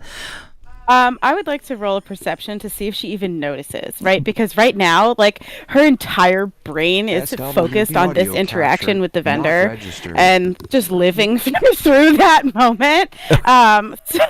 Right? So she may not even have any idea that Senisa is right there. Okay. So go ahead and roll the perception. Okay. Cool. Oh! Okay, this is 16. So I would say, would probably notice it. But I think it's once the interaction with the vendor is complete, and she's like, okay, I did it. And then she turns, she's like, hello. Okay, cool. So that happens. And as that happens, and that concludes, Carmen kind of pokes her head out from the courtyard and is like, "Food is ready." Senisa drops to all fours and just scrambles like a exorcist thing, just all the way into the kitchen. That's the best time. It's bad. It's bad. No, I like that. As he just watches Senisa scuttle off. Then turns to Arietty. Are you all right? You seem a little tense today. Arietty is like doing her best to like remain calm and together. That's everything's fine. Perhaps some food would help calm your nerves down. It might help. Come inside. We get you food and maybe something strong to drink to calm down. What, you mean like hot chocolate? SWB audio capture not registered. Okay. Lazarus is head inside, trying so hard not to laugh. Excellent. So in the courtyard, along with the job board in the courtyard, there are 2 tables. They're 2 like long wooden tables. Again, they're very basic, almost heavy duty, like wooden tables, and these 2 long tables, they have seats around them, and so it's kind of like a choose anywhere you want to sit type situation, but for those that paid for dinner, you do see Carmen is putting plates of food out for you, which I believe everyone is eating or paid for food. So it is. Senisa did not pay for food. Senisa is under the table that is getting set up. Okay. for dinner service. Okay. So, the time of day is getting a little bit towards night, so it's that the sun is starting to set, but it's not fully nighttime yet, and it's not fully evening yet either. It's like that late afternoon cusp, if you will. And the food that's put on the table is you see one. So there's 3 things on the plate. The first is rice. Audio capture. Second is beans. What appear to be like a red kidney bean type situation. The rice, it appears to be like reddish in color. And the last thing are these. They look like hand pies, if you will. And these hand pies have bubbles as if they've been fried, type situation. And Carmen, she puts plates on the table for Arietty, Trygve, and Lazarus, and slides a plate under the table for Senisa, because Senisa has been at Carmen's long enough that Carmen knows that Senisa's there type situation. So what do you do, Arietty? So I'm sorry. Is the food out sort of like just on the table? Is it like a buffet type? Oh no, she set individual plates for everyone on the table.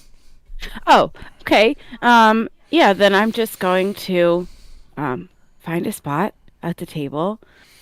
I think every plate setting is like a little too close to someone for her personal comfort. Right? But she's gonna like suck it up, right? And try to just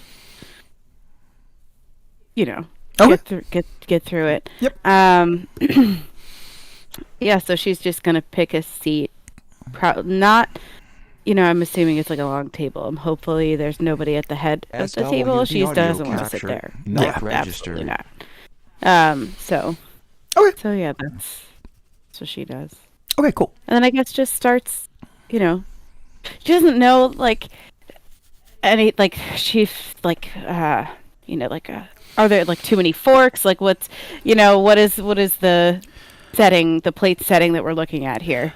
So it's the plate with food. There's a cup that currently is empty, Okay. and then a spoon, a wooden spoon. Oh, yeah, wooden this spoon. is great.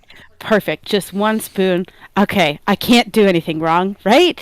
Yeah. So she's gonna sort of like look around, make sure there's no like before meal expectation before she starts eating. Okay, sounds good.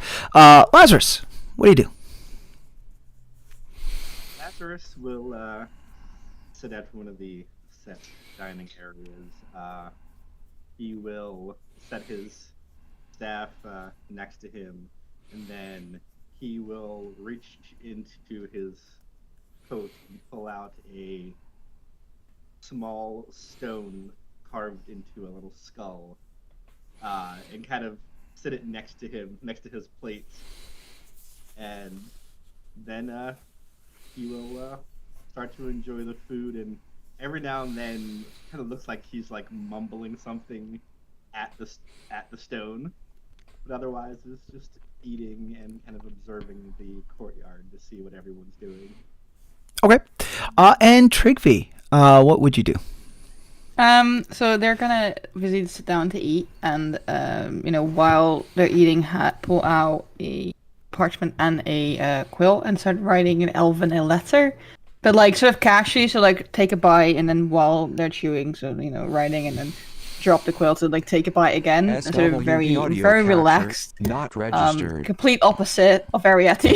Basically, very just like doesn't really like not ignores the others, but sort of like doesn't really seek interaction. I think just does his own thing. Yeah. Okay, and Senisa. Well, Senisa already finished food by the time everybody sat down. So, as everybody like settles in, the sounds of munching stops, and then it's just like the gentle kicking of an empty plate underneath, just like a little bat bat bat kind of thing, and then Senisa's head like pokes up next to Trygve and looks at the paper and goes, "I can read that," and then goes right back underneath the table. Wait, did she say can or can't read that? Can. Oh, You said Elvish, right? Yeah, Elvish. Yeah. It just looks at like goes like look under the table. It's like, bends down like. You speak Elvish? Yes. Oh, where did you learn? Interesting. I'm 4. Okay. I'm much older than that. I know. Are you still hungry? Yeah? He just goes back up and like has one of the pies, I guess. How many were there on the plate anyway? There's 2 of these hand pies on the on the plate. One of them will hand it to Senisa on their table. Here you go. Senisa very gingerly takes little wooden hands and goes, "I will die again for you," and just shoves the whole thing all up in her face. I feel like they would just sort of like look like, I would rather you not. That's kind, but no, I would rather you not do that. And just goes back up to where continue with the letter. So for anyone that's wondering, the iguana has made its way into the hand pies. So the hand pies are iguana empanadas, as it were. And then the rice and beans are just regular rice and beans. There are, Carmen does put pictures of water out at various sections of the table that is reachable by anyone, so that they can just pour yourself water. And then, whilst all this is going on, after Carmen puts the pitchers of water down, she disappears for a few minutes and then comes back into the courtyard carrying a piece of paper, and she's like, "A new job has come in. It's might interest you all. Looking for adventurers, 10 gold pieces each." And then she kind of like tacks it up on the job board. All right. And Carmen then turns to you all and says, "If anyone needs anything, just call me." And then she disappears. On hearing that, Lazarus will wait until she leaves and then kind of casually walk on over to the job board and see what this new posting is about. Actually, yeah, he'll take the posting down and bring it to the table. Rather than make everybody else get up and keep walking to the board. Okay, so the posting, the hiring, it's just.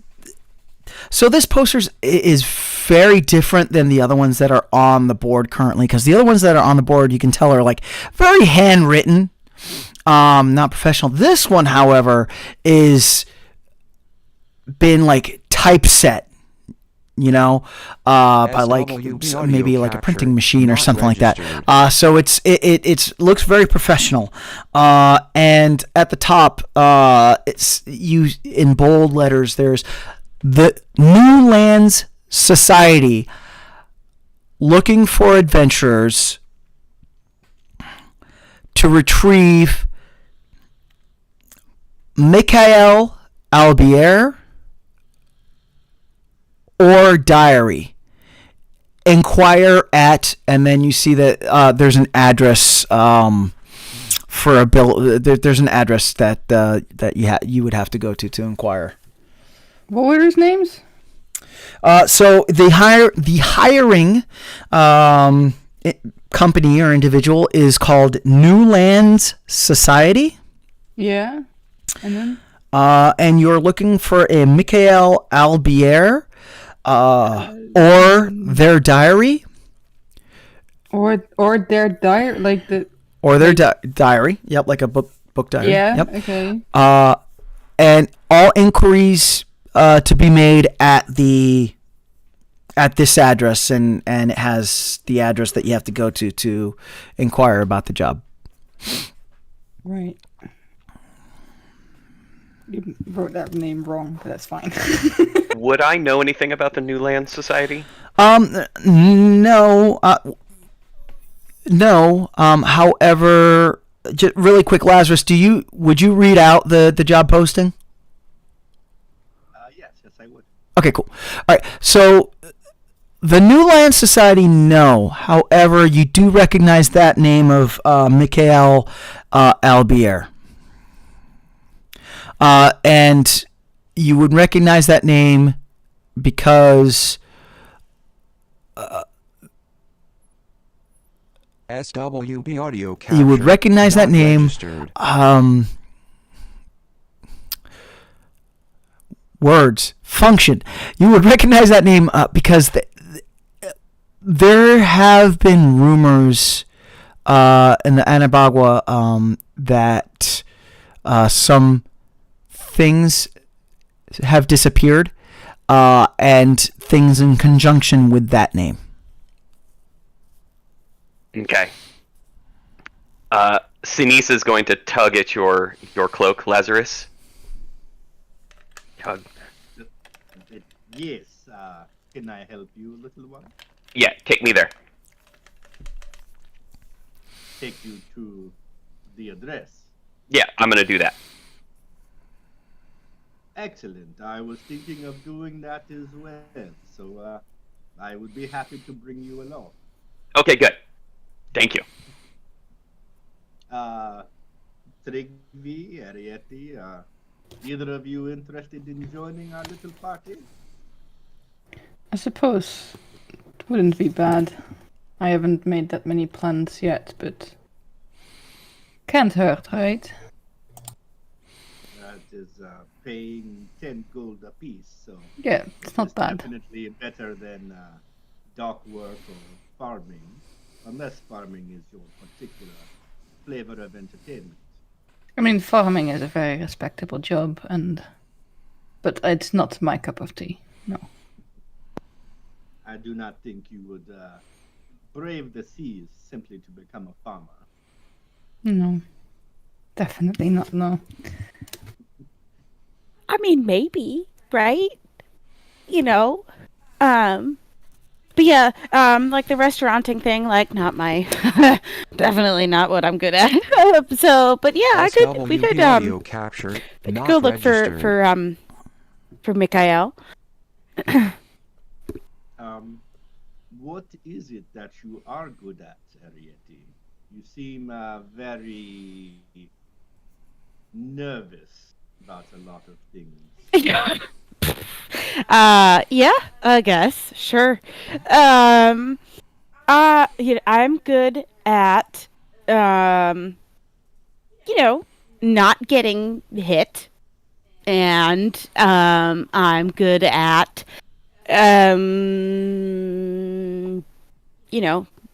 giving back the attitude, I guess, when people come at me. So, there you go. Those are respectable skills. Oh, thanks. Well then, do we wish to, well, it's dark out now. I do not know if they do business after hours, this island. Perhaps we head out in the morning and go see, what this, New Lands Society is looking for. It sounds like a plan. I think after that, I mean, not for Senisa here, but after that boat ride, I think we could all do with some sleep in a nice bed. Absolutely. Lazarus will take the job posting and kind of roll it up and stick it in his pouch. Okay. So we have claimed this, and he doesn't want to Okay. All right. sneak in at night and decide it's his job. Okay. So then, is everyone just gonna kind of settle down for the night and Yeah. sleep? Does anyone want to do anything of note I think Trygve would have finished writing the letter, which would have been like 2 SWB audio pages capture worth. I not think. registered. Okay. And then just gone to bed. Okay. All right. Arietty? She would just, like make sure all her stuff is away, and there's there like a candle in the room. Yeah, there's a candle on the small desk, and then there's also candelabras, which actually, as a matter of fact, as it starts getting dark, the candelabras magically ignite. Okay, very cool. But so she's gonna practice, right? Because one of the things that she's obviously working on, right, is like finding a center, calming down, remaining focused, that kind of thing. So she's going to do an exercise, where she lights the candle and tries to focus on just the flame, until sort of that's the only thing that matters. Hopefully successful, Okay. and then she'll go to bed. Okay. All right. And Senisa, anything of note that you're going to do? Go back to the garden. I think it's like Homer going back into the hedge kind of thing, of just Right. like getting lost in the camo of Got it. like the cloak and everything, and then excuse me, at the somewhere in there, she's made like a little nesting zone, and then she just like curls up and then just looks up at the sky and watches the night sky for as long as she can before she goes sleepy times. Okay. And Lazarus, anything of note? Lazarus would like to go find Carmen and ask her if she has the SWB audio capture not registered. So Lazarus, do you call for Carmen, or you just kind of like wander around the hacienda, as it were? I would kind of wander around to see if I can find her. I don't want to. Lazarus finds it rude to scream for somebody. Got it. Yeah. So like he finds a room that sounds like she might be. Yeah. So close to the courtyard, you would have to. So you exit the courtyard into like a inner hallway, and then off that hallway, the doors are wide open. It's a double door situation. The doors are wide open, but it leads into a small kitchen, and you find her in the kitchen, and she's currently is butchering the rest of the iguana, and setting some of it into a soup, and then others of it she is setting to preserve. You do see also in this kitchen there are instruments for cooking. There's like there's a stove, like a two section pot. Not potbelly stove, but a 2-section like old school iron stove. You do see there is in the middle there is a table, which is like one of those butcher block type tables. That's the one that she's working at currently.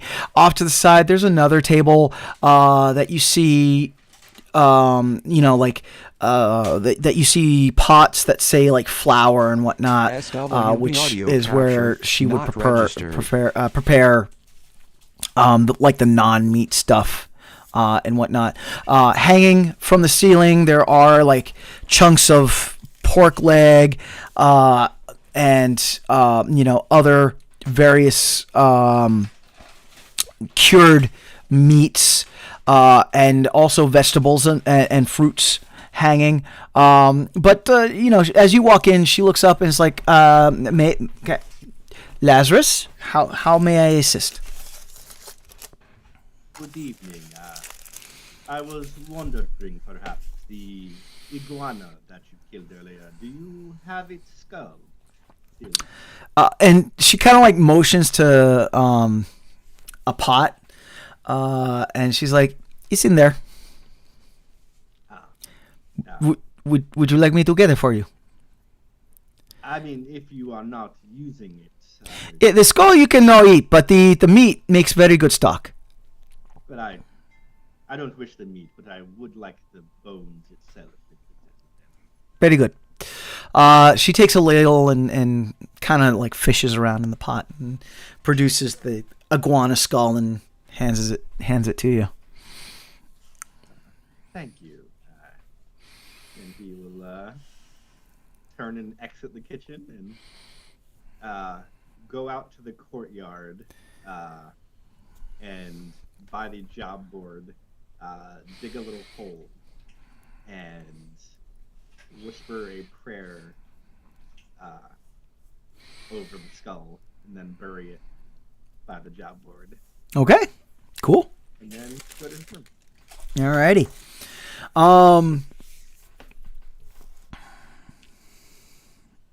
Okay. So, Arietty, Audio capture not registered. as you're doing your focus thing on the flame, you find yourself in a deep meditation that Oh yay! I did it. Yep. That would be considered actually sleeping. And as you watch the flame, and as you like start diving into this meditation, the flame as you start crossing over into that like sleep realm ish, you see the flame starts to sputter, right?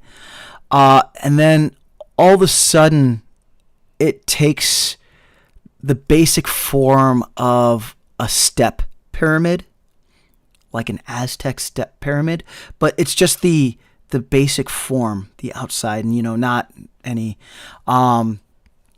When this happens, though, it happens in a way that it doesn't affect your meditation. You still are in that calm. And as you drift into the darkness, that step pyramid, you see yourself standing atop it, and someone comes up the one side, and the last thing you remember before you pass out is you bowing to that individual and saying, "Thank you for teaching me inner peace, my master." And that's when you boop out to sleep. Okay, but like passing out in a good way. But you're passing out in a good way. Yeah. It's not like no. It's not like a nightmare or anything like Audio that. capture not The registered. whole situation, the whole situation is very calming. And yeah, that's what happens. All right, so everyone does their thing. You all wake up. As when you wake up, there is a breakfast down for everyone on the table. How are we proceeding? Trygve. Just goes to take us. Doesn't really think about where they're gonna sit. And just walk. I guess like there's a stairs or something. He just walks down and just the first available place goes to sit down and have breakfast. Okay. Nothing really special. Okay. Lazarus, go ahead. What were you gonna do? Lazarus would come down and would actually sit across from Trygve. Okay. Senisa?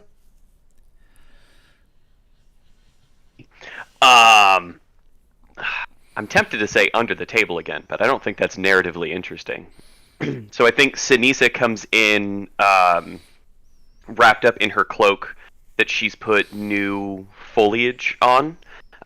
She has a long, it's long to her body, but not to she's only like 3.5 feet tall, right? But she has a stick, and and as she kind of ruffles her cloak around, looking kind of impressive in her mind, but not really on the outside, you notice that she has like a bandolier of like wooden stakes that have been carved, and then another bandolier of like trinkets and stuff that they're just, little cross wrap kind of thing. And she goes over to the table and stands there with her stick out like this, and she's about eye level with it, and she's just looking side to side at the two of you, like ready to go. He just looks at her. Good morning, Senisa. Did you sleep well? Yes, thank you. And you look ready? Yes, thank you. Have you eaten yet? No. And then she'll come over and sit down. Maybe it is important to eat. Also, what is the breakfast? What do we have? Yeah, that was my question. What kind of things are we looking at? Okay, so for breakfast, it is you have plantains, which is like a banana, except it's like a starchy banana, with eggs, fried eggs, and more beans. Right. I feel like, Trygve, is Carmen like walking around? Carmen is nowhere to be found right now. Oh, okay. I feel like if there's no food for Senisa, Trygve would offer like one of the plantains to Senisa, there's a plate for everyone. There's a plate for everyone. And also, as you all sit at you notice that the way that everything is packaged, it's on a plate, but there's a banana leaf underneath so that you can actually like fold it up and you can take it on the go. Right. But there's a plate for Senisa as well, is what you're saying. Yes. Okay, then would have just pull over the plate for her. Like, you should eat before we leave. It's important to have a good breakfast. Yes, thank you. And Arietty. Okay. Yeah. So it's like laid out kind of like dinner. It's just plates of food. Yeah. Yeah. Okay, cool. Yeah, so she's going to come down audio capture, not registered. and sit at the plate that is not occupied. I'm excited about that breakfast. That sounds so good. So yeah, she'll start to eat and then just be like, so were we gonna head out like right after breakfast? I thought that would be the best plan, unless you have something you wish to do beforehand. I just wanted to know, I guess. Yes, I thought the sooner we get there, the better chance of someone else not taking the job first. And Senisa is very excited about this. So. Oh, there's more job. Wait, there's more people who might be interested in, but you took the Okay, yes. Let's go out right after breakfast. Sure. I do not know if the posting is put at any other hotels as well. Oh, right. Yeah. Mm-hmm. Yeah. Smart. Okay. So you all eat. Carmen. Everything that you need for food is set out at the table. However, for the morning, you don't see Carmen at all. So you eat your breakfast. It's uninterrupted. And then,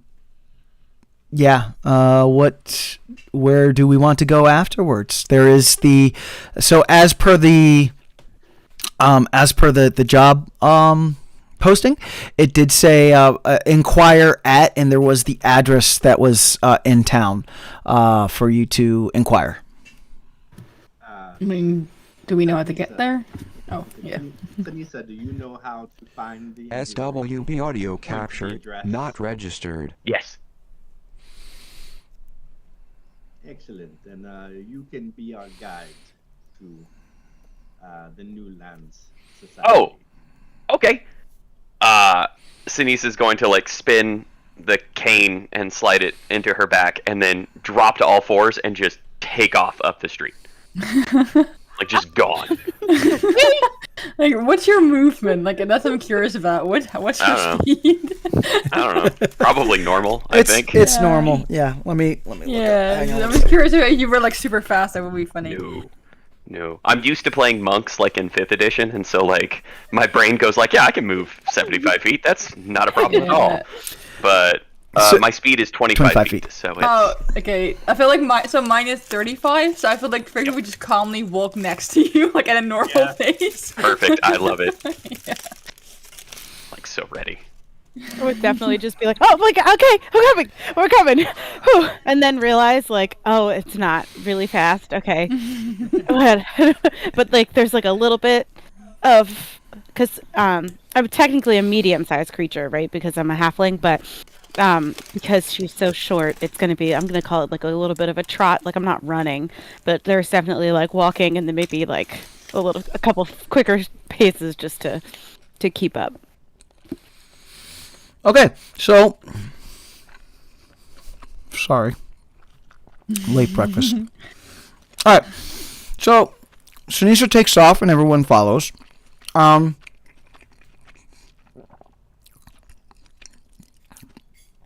For as fast as Senisa's body movements are, you find that they are still moving at a regular, like a normal pace. You know, so. It's you don't have to exhaust yourself keeping up with Senisa. SWB audio capture not You registered. go down into the center of town. So the center of the city, I should say. The center of the city, there's a huge opening. It's known as the plaza. And in this plaza, there is there's a market. There is it's all like cobblestone and whatnot. There's like a gazebo, and it's like the main place during the daytime that people congregate and spread news, do business, this, that, and the other. So you go to the plaza, and then you hang a right down one of the streets. Again, the roads are cobblestone. And actually, yeah, in the center of town, the roads are cobblestone. Out towards Carmen's, the cobblestone is more just like rocks that have been put into the ground type situation. But yeah, so as you get in the center of town, cobblestone, you hang a right, and you end up in front of this building. It is a grandiose building, and you can tell that it actually looks like it's someone from Galarian that has come to Boricubos. Because the building is very gothic looking, very matter-of-factly looking. It doesn't have that Boricubos flair, if you will.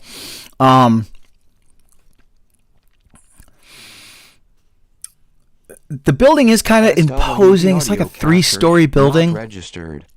all made of like stone, cement type situation. And on the front of it is a symbol.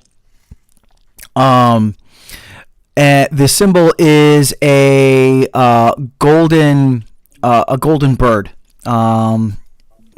For those of you that know birds, it's like a golden sparrow. There's no real windows on the first floor, windows on the second floor. There is a very elegant front door, though. What would you all like to do? Lazarus would take his staff and it's gonna rap on the door several times. Okay. So you rap on the door, and the door opens. And it is a human in like a butler's outfit, and they say, they greet you with a nod and say, they look to be They look to be like an older individual, cleanly shaven face, like a short haircut, and they greet you and say, "Yes, may I help you?" Yes. And Lazarus will pull out the job posting. We were told to come to this address in regards to an inquiry for someone, the New Land Society, looking for adventurers. Yes, the posting by Mistress Paquette.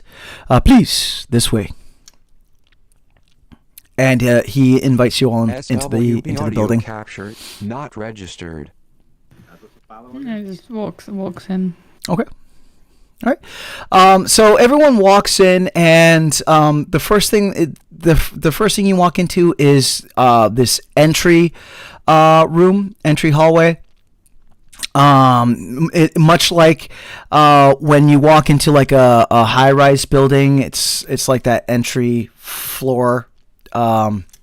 Very open. The inside architecture again is very just like stone, slab, marble. You do see some statues that look like that they have been brought in from Galarian. There are some statues in here that look like they were made by local artisans. You do see, again, much like a high-rise building entry, there are some planters that have like local flora in them. And the butler walks across and motions for you to follow him. Do you all follow? Okay. So he comes to a door, and he knocks on the door, and a female voice from the back answers, "What?"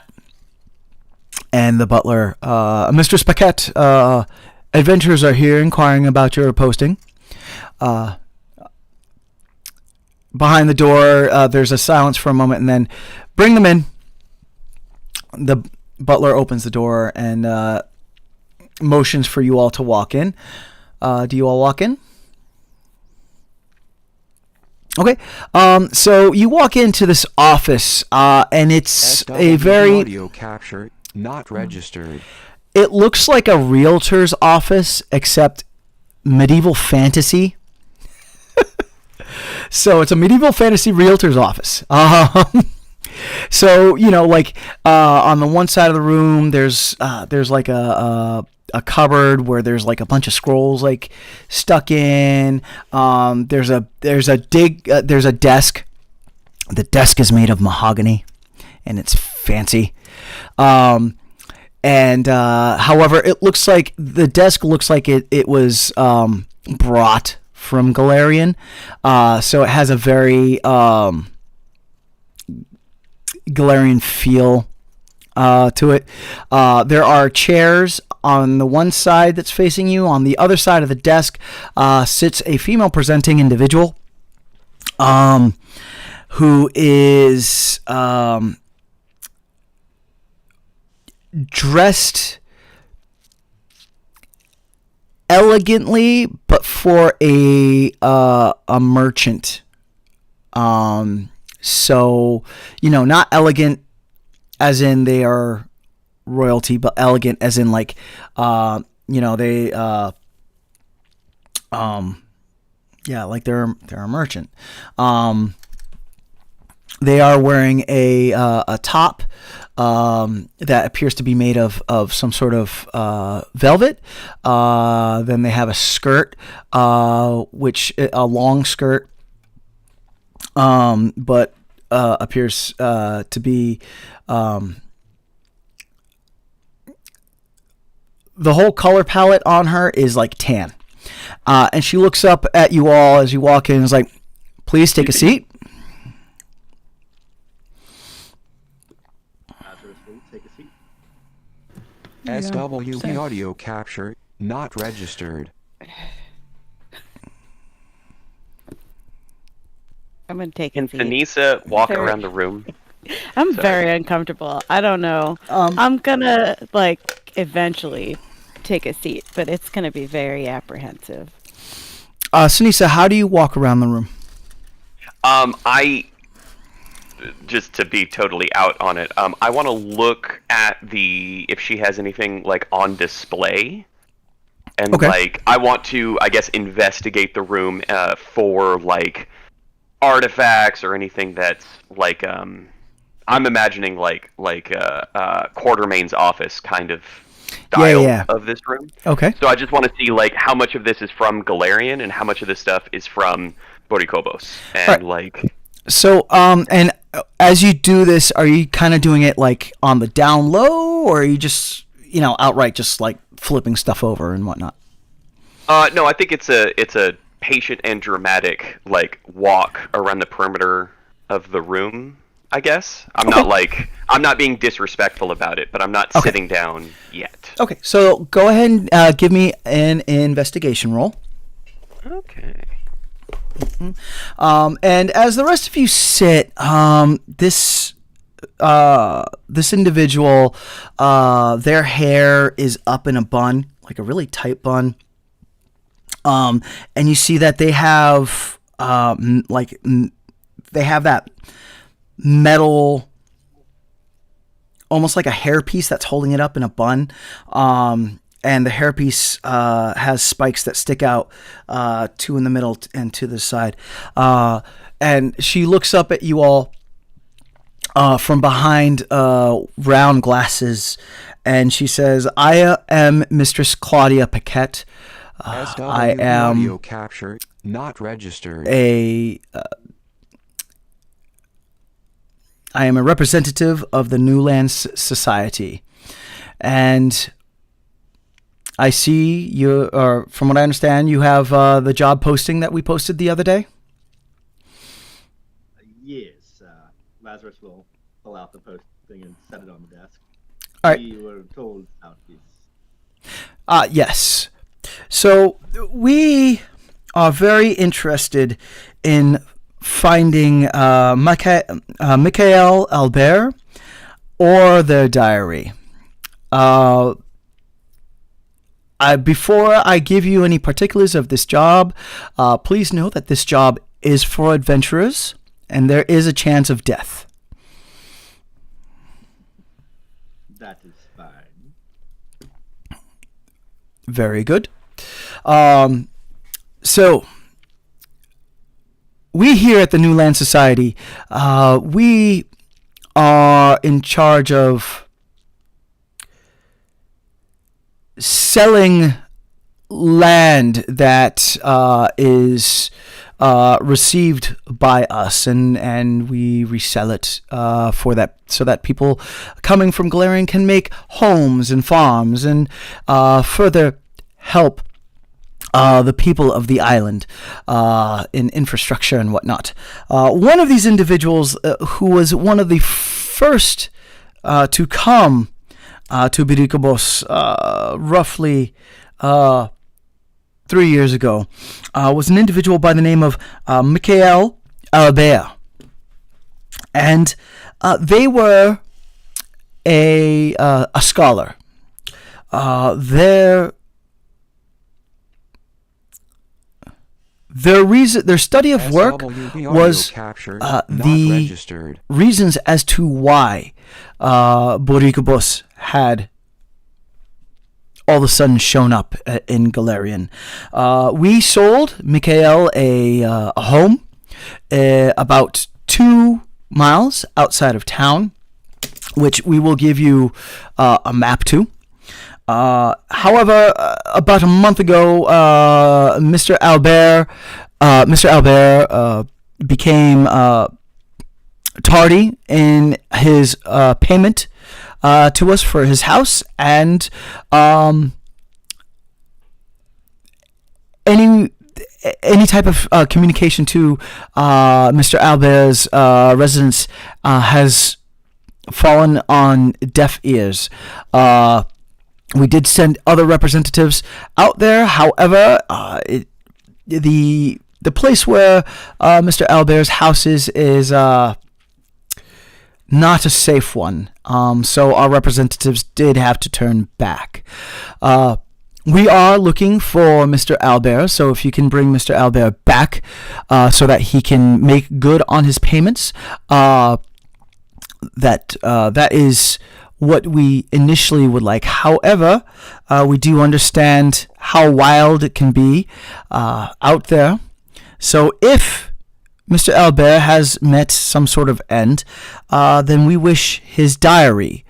It is well known that he had a diary that kept much of his research, and that research we can sell off and recoup the money that we have lost.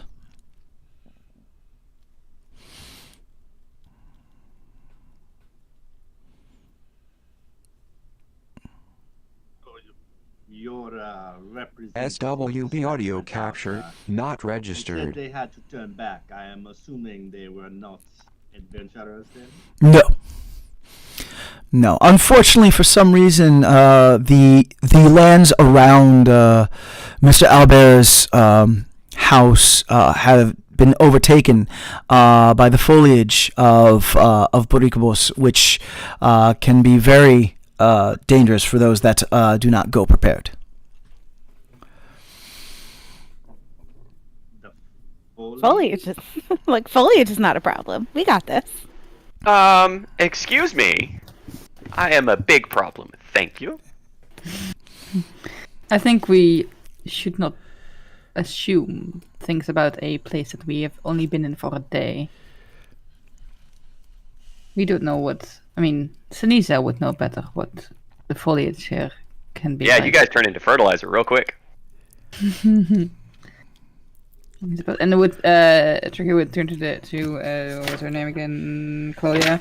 Be like, and how many days are you giving us to retrieve his either Mr. himself or his diary? We are giving you a 48-hour time period. As his house is only 2 miles outside of town, so transit should not take that long, and exploration should not take that long as well.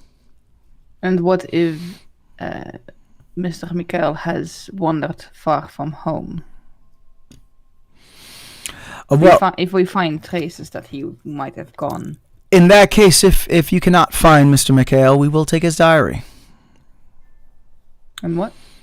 We will take his diary. His diary, he has his diary, which keeps all of his research. It is actually quite a large book that you would be able to find in his house. And what if it's not there? What if he has left and taken it with him? Well, then, we would require some sort of proof that you had made your way out to the house. Proof as such. You're adventurers? We could bring a door. Yes. We will figure something out. It's fine.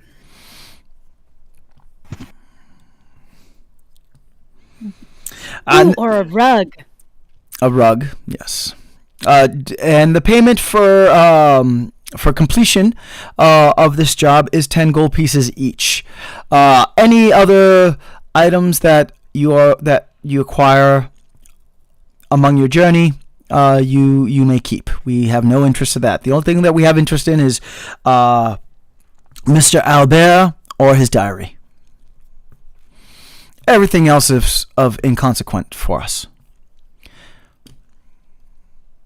Was there anything in his communications before his disappearance that might indicate he was in trouble? Nothing out of the ordinary. No. Some communications of bad storms and weathering heavy rains and whatnot, but nothing of any severity. Interesting. Very well, Mistress Cricket. we will see if we can find your missing tenant and or his diary for you.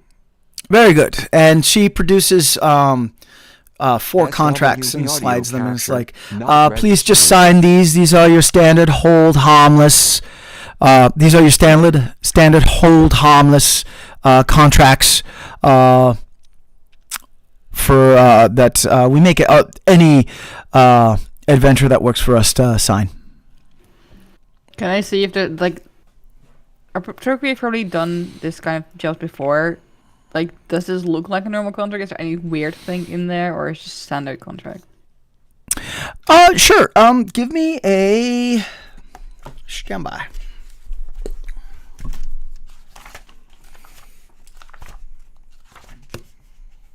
Always know what you're signing, kids.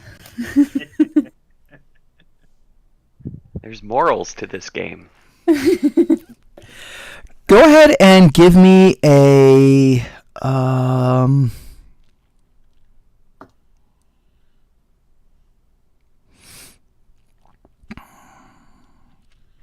ahead and give me an intelligence check. So, you can either 20 plus my modifier. Yeah, either your intelligence modifier, or like if you are skilled in society, or not so much Arcana, but if you're skilled in society or lore, it's just what I like to call a smart cookie check. Yeah, no, I'll do it until I do. That's only a 13. Okay. You read it, and it looks like a standard contract. There's there's no you don't see any small writing in blood or anything like that at the very end, like small print. Yeah, it looks like a very standard contract. Senisa, what was your investigation roll? So, is investigation a skill in SWB Pathfinder? audio Because not It's registered. not I don't on have it my listed list on either. mine. Yeah, it's not on mine either. So, See, do you want me to there's- use my perception? Give me 2 shakes of lamb's tail. Yeah, I'll tell you you. good.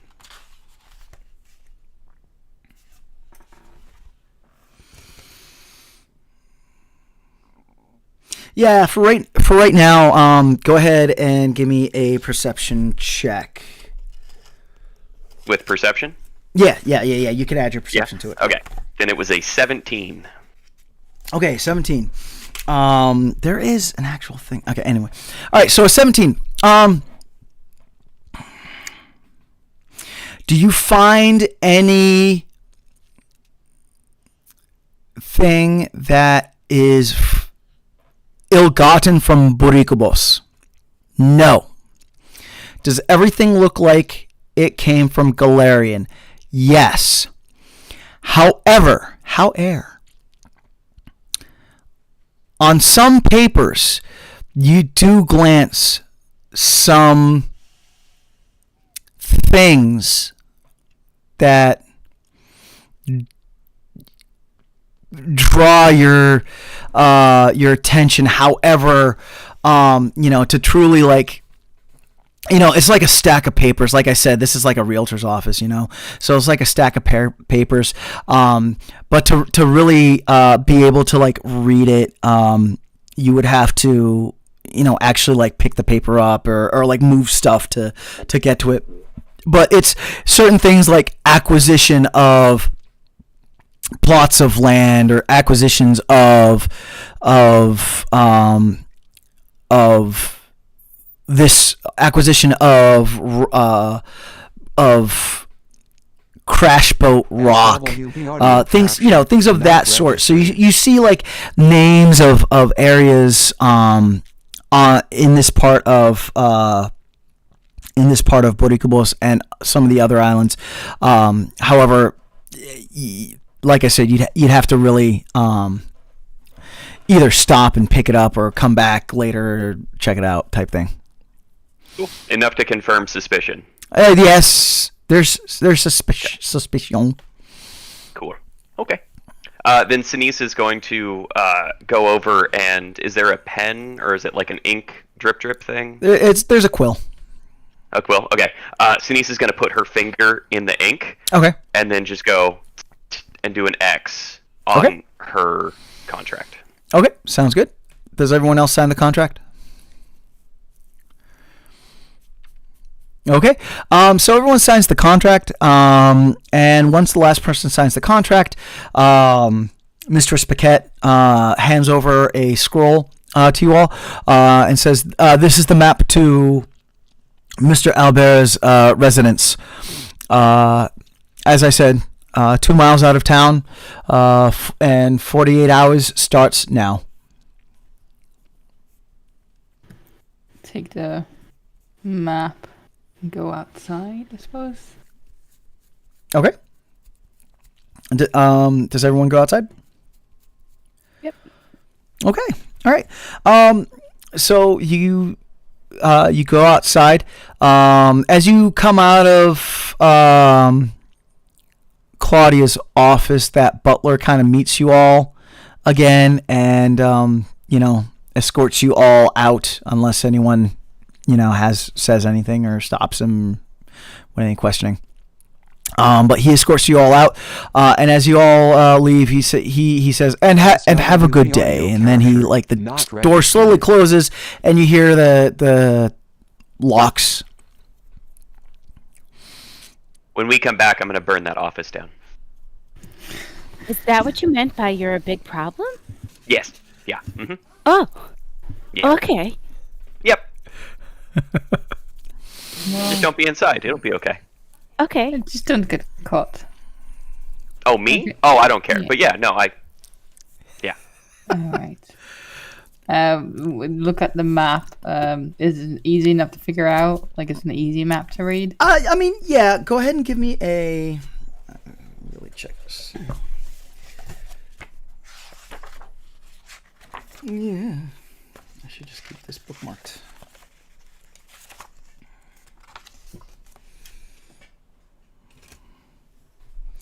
Yeah, so you can go ahead and give me a survival check. Anyone that looks at the map can either give me a survival check, or I will also accept a nature check in reading this map.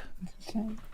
I just rolled in total an 8, so someone else is gonna have to guide us. I can take a look at the map. Yeah, I feel like Trygve would just hold it out far enough that everyone can look at it. And make sure it's a little lower so the smaller people can also look at it. Right. I got a 20 flat nature. Nice. What? I got a 19 with nature. Hey. Mm-hmm. I got a 14 with survival. Okay, so everyone is able to, or I should say, Arietty,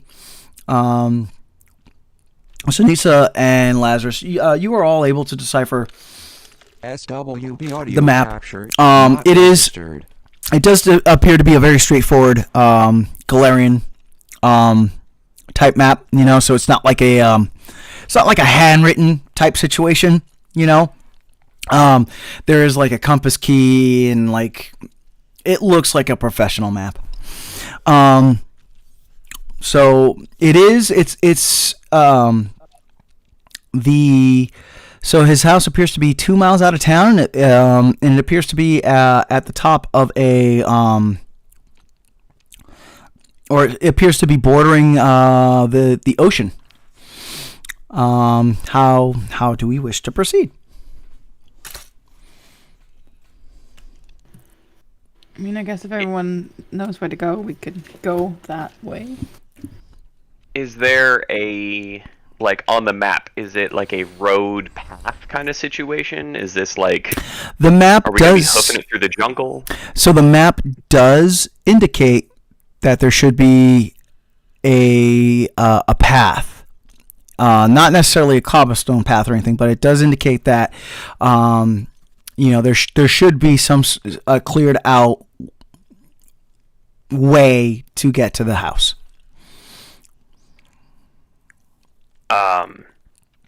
Senisa is going to point that out and go, I know where you guys come from, you like to take, like, carriages, or whatever the word is for that, right? The wooden box with wheels, right?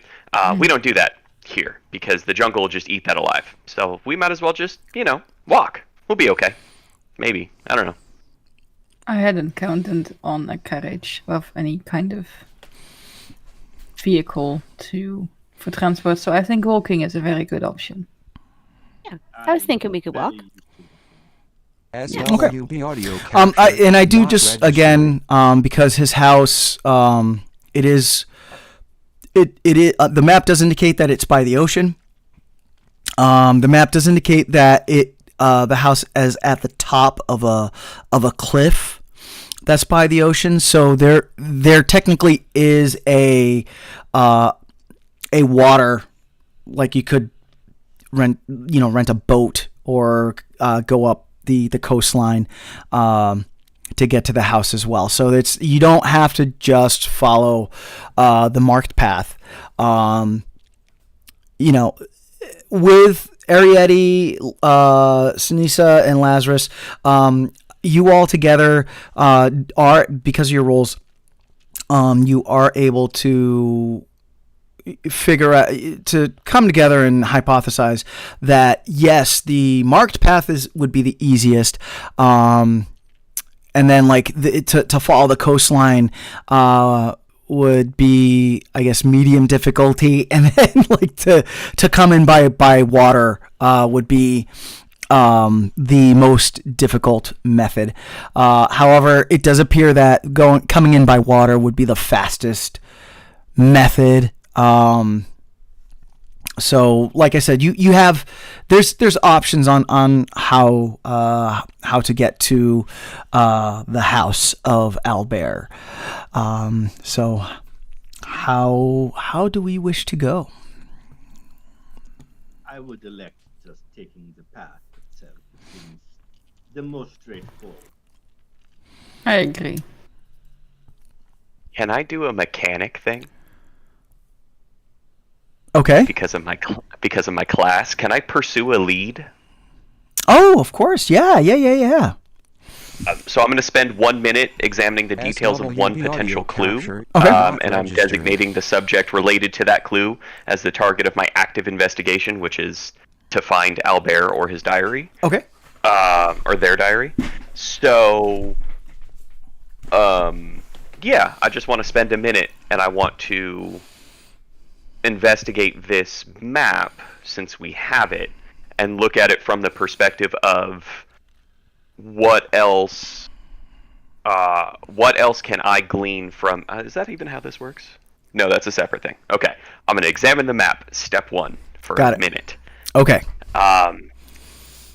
Which then lets me, when I attempt a perception or skill check to investigate a designated subject, I gain a +1 circumstance bonus to the check.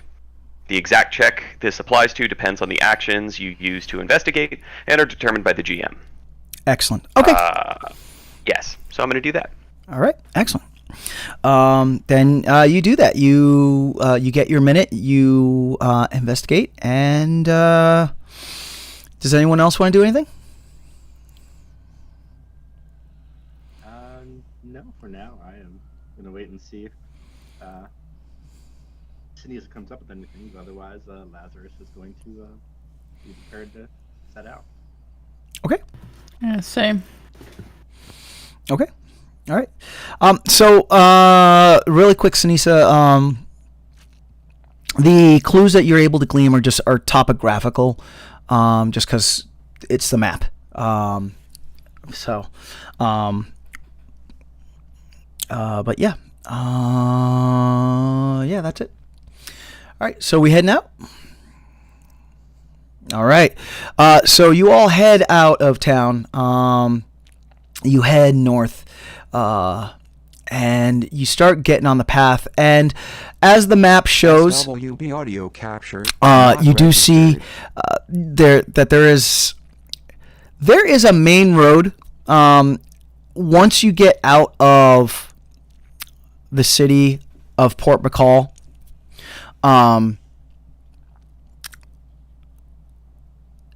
the if you remember, I said that the center of town is cobblestone, and then as you get further in the back of town, the cobblestone gives way to just like rock in dirt type situation. So then once you get out of the city, it is dense foliage, tropical style jungle. However, there is a road that is cut through. This road, as you come out of town, you do see, because it is still like daytime, you see people coming in to Port Bacall. You know, some people, they're riding carriages, and it looks like they have wares to sell and whatnot. And you see people going out.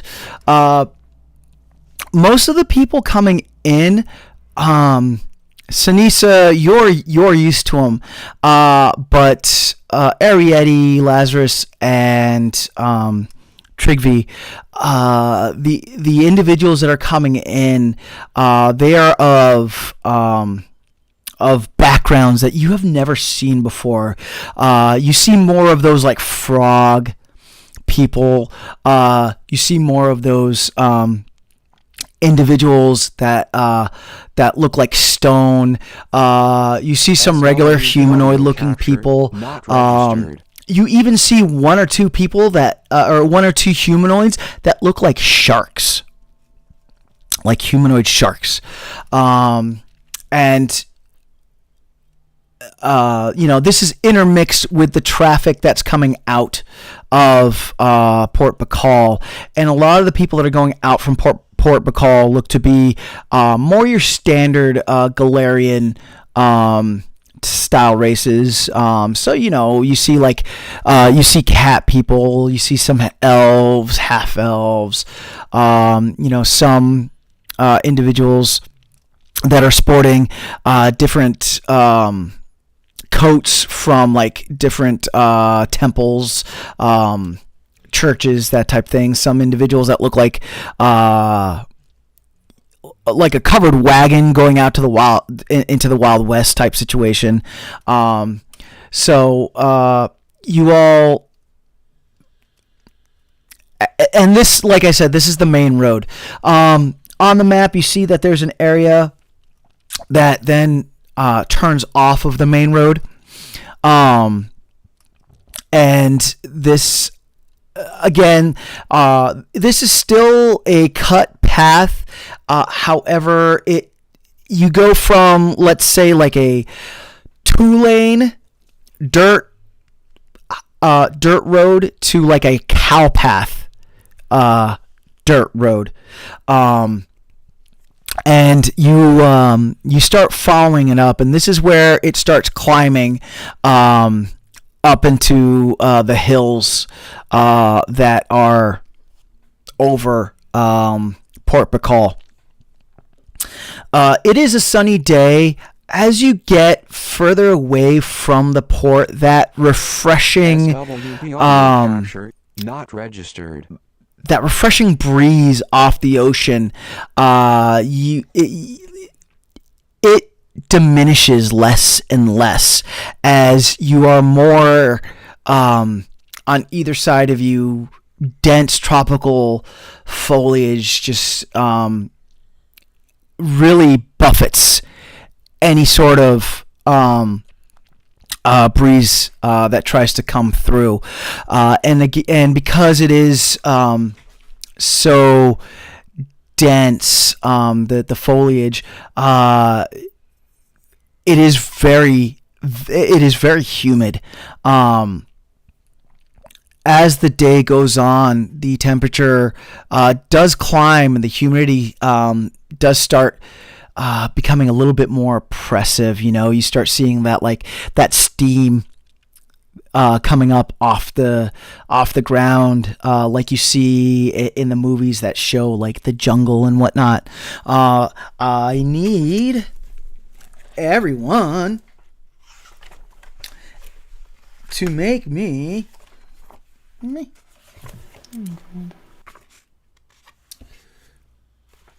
Fortitude checks, please, as you continue on.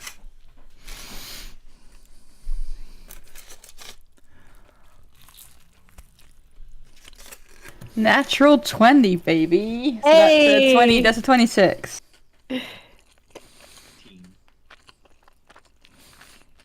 24. 16.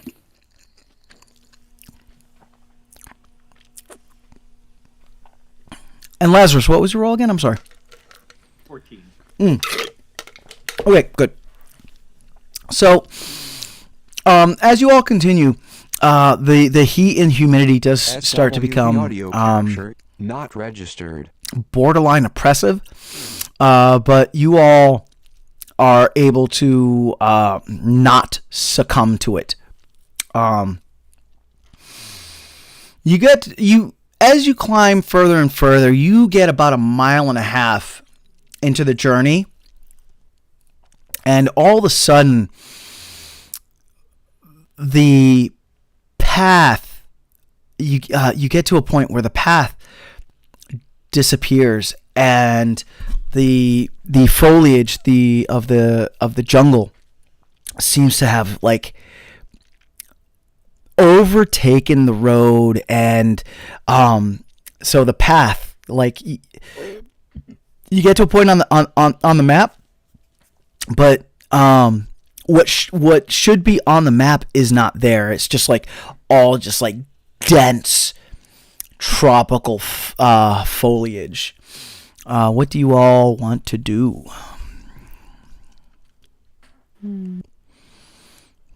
Does anyone have a sword that we can use?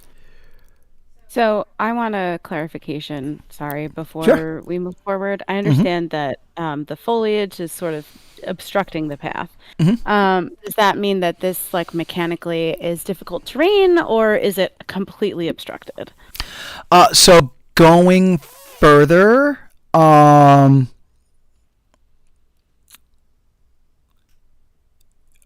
unless you start hacking some, unless some things happen, it will be difficult terrain. Cool, because so if it's just difficult terrain, then it's not for me, at least. Okay. So I would want to see if I can just move through it, SWV see if there's audio anything that I capture not can registered. like help other people through, because I'm a wildwood halfling, so any like terrain that's difficult because of foliage, I can just navigate. Okay. Yeah. So I want to just kind of go through, see if there's like I can point out what would need to be moved or what would need to be cut, to help people through. Okay. So let's do this. Hold that thought. Senisa, what would you like to do? First is unmute myself. Okay. What would Senisa do? Senisa would, I would want to do a vibe check of the immediate area, mainly because, and I'm going to try and argue, debate, that because I'm using the map as the source of my lead to pursue a lead, Yep. I want to see, are we still on the path? Is this like due to, is this a magical influence? Is this the forest rejecting the humanoid influence? Is this like what's the cause of this kind of situation before we start moving forward or start cutting stuff? If I can do that. So, yes, your +1 circumstance bonus can be used here. And based on the description of what you want to do, I would let you use either nature investigation for that check. Arietty, I want you to give me a perception roll. Lazarus, how would you audio capture what would you not like to proceed? registered. How would you like to proceed? I'm sorry. Lazarus would reach into his coat and pull out a Katar and would start kind of carefully cutting the underbrush, making sure to not overdo it, like just like butchering through, kind of just enough to move through, being very mindful of the fact that Senisa is there, and having heard Senisa's earlier threat, does not want to be eaten or burned to the ground. Thank you. Okay, and then Trygve, how would you like to proceed? I guess similar to the vibe check, but do detect magic instead, just to see if there's any sort of magic vibes around here. That's Sure. just a cantrip. Sure. Okay. So easiest first, Trygve. You cast detect magic, and there's nothing. Nothing registers. There's nothing. Okay. Nothing of note. How does your detect magic spell manifest? By the way. So, I reckon because it's also somatic. So you'll see Trygve mutter something under their breath and sort of move their hands in sort of shapes, and a faint sort of from the bottom, sort of faint shadow sort of drops from them and sort of goes into the ground and then ripples to the ground into the area. And then just vanishes eventually once the thing is done. Cool. That's So- really cool. Yeah. So your detect magic does it. You cast it and it manifests. However, like I said, nothing pings.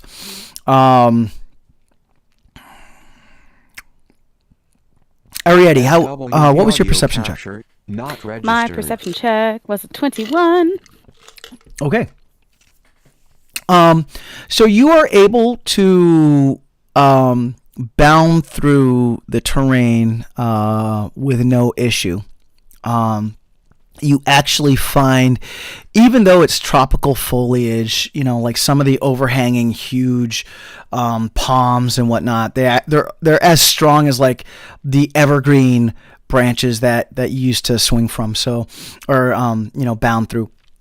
So you're able to get through, and you are able with that perception check to see the path,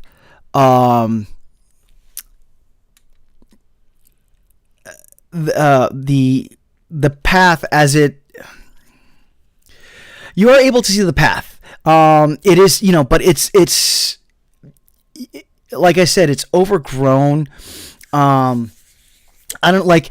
It's that type of situation. If you've ever been on a hike and they haven't kept the trail in a long time, and a lot of plants and because of rain and whatnot, it's kind of like wash the path away, but you can still see like that thin, so that's what you're able to see, and you're able to follow. Senisa, Am I able to help Lazarus in any way? Well- as he's trying to, or am I waiting? wait 1 second. Senisa, Okay. what was your check? So I bought new metal dice that came in one of those like blind bag ones, right? And it's been so nice. So I got a natural 20 plus 6 for Okay. my nature check. So Okay. yeah. SWB audio All right. capture. So from your Not nature check, registered. this looks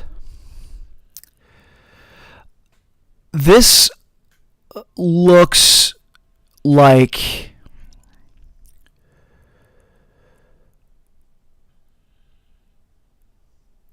the amount of vegetation that has overgrown and has taken over the path, even in Boricubos, would take like 2 or 3 months to do this type of situation.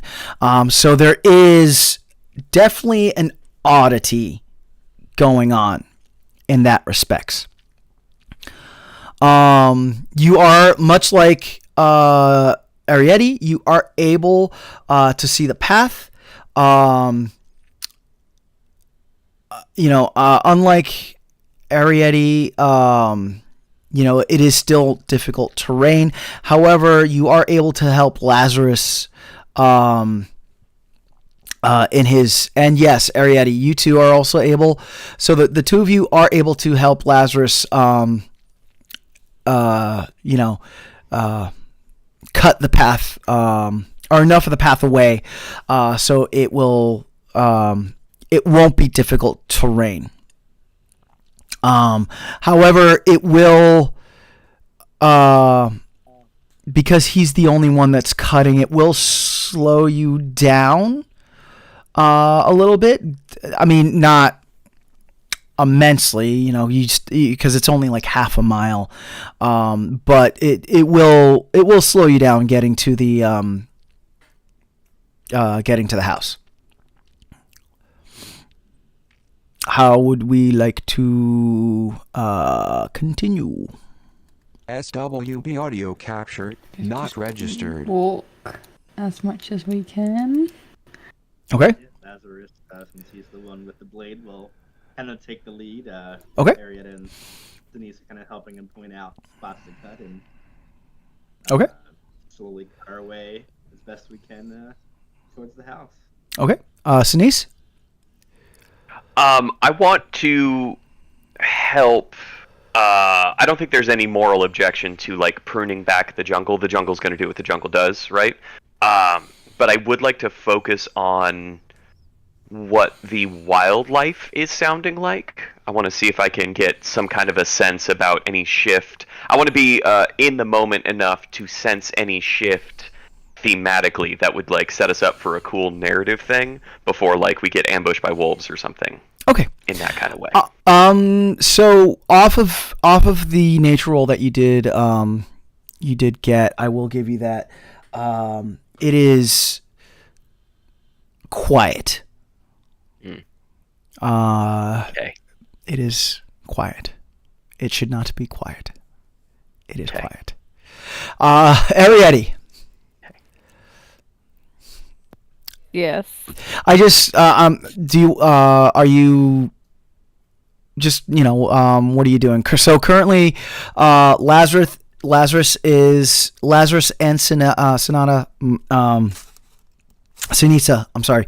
Lazarus and Senisa are trimming back, and Senisa is assisting Lazarus in the direction to go. Trygve is following as they are trimming back. Do you want to? How do you want to proceed? Do you want to stay with the group? Do you since you don't need to trim anything back and can continue on at regular pace? Do you want to scout ahead? Blah, blah, not registered. Okay. So I think a little bit like she's feeling, kind of like, oh, I know this. Like I can do stuff like this. So she's probably like scouting ahead a little bit and then coming back and being like, oh, and it's this way, and then trying not like a little bit of like, I'm excited, this feels like the woods but like hotter, but also like, don't leave the group, kind of thing. So yeah, so she would be coming ahead and then back, kind of, just okay. Yeah, cool. All right. So you all are able to continue on the half of a mile, and you get to a place where or you get to the point that the jungle stops, that the foliage stops, and this is indicated on the map because, as I said, the house is on a cliff that overlooks the ocean.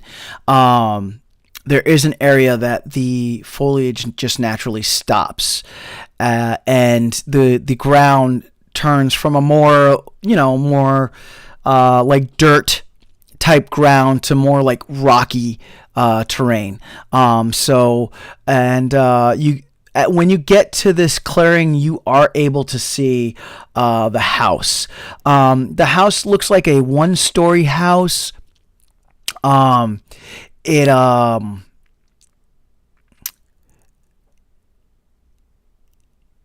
looks It looks like a one-story. The architecture it's made of wood, and it has like a peaked, roof. SWV audio It capture doesn't not registered. look like it was built by anyone in Boricubos. It has a very Galarian feel to it. However, the house does look unkempt, and you see there's double doors. The front doors are double doors, and on either side are windows. You see the doors are open, and as a matter of fact, as you get into the clearing, clouds start rolling in, and now that you're in a clearing not protected by foliage, you do feel that the wind starts to pick up. And it picks up enough that like one of the doors starts to do the like thing. There's no livestock around, no nothing. What would you all like to do? I think Trygve would once again do the detect magic, but then around the house, sort of like. And I think where previous it would have been a radius around them, now just kind of sends the ripple out to the house specifically. Okay. See if there's anything strange in there. Okay. Arietty, what do you want to do?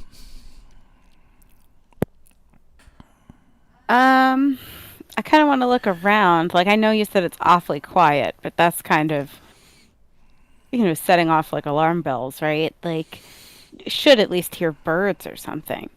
And there's like, do we see anything like around the house? Like, I know the door is kind of SWV obviously it audio wasn't, capture latched not registered. shut if it's still like if it's blowing in the wind.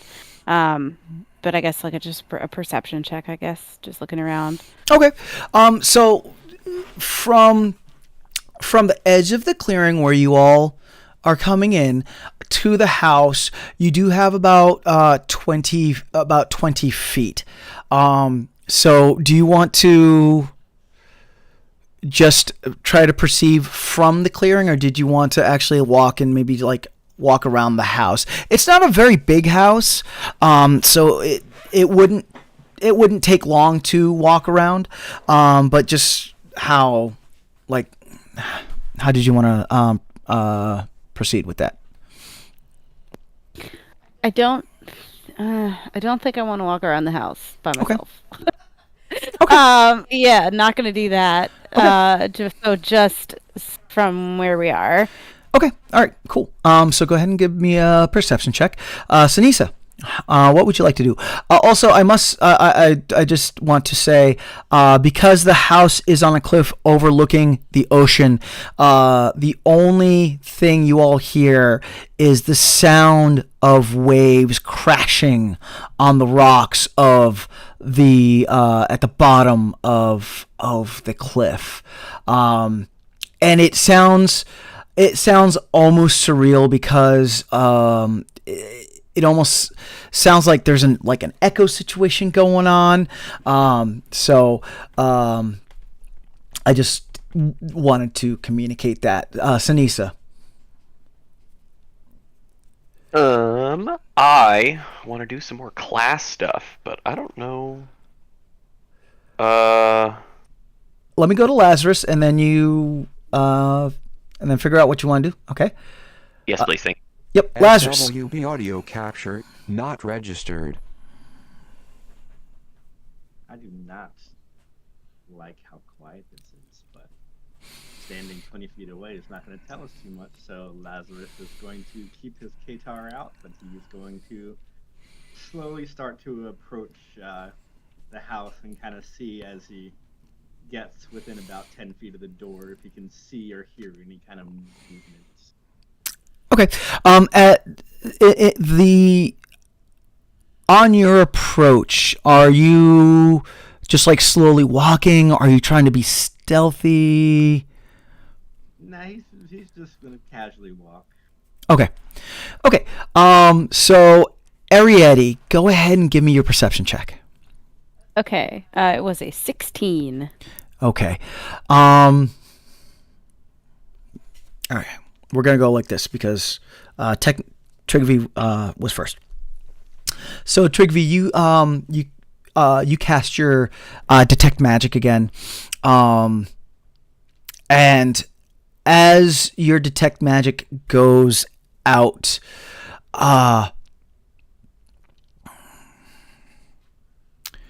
as it goes out into the house, you do get a magic ping, for lack of a better term. It's not super intense, so it's not like a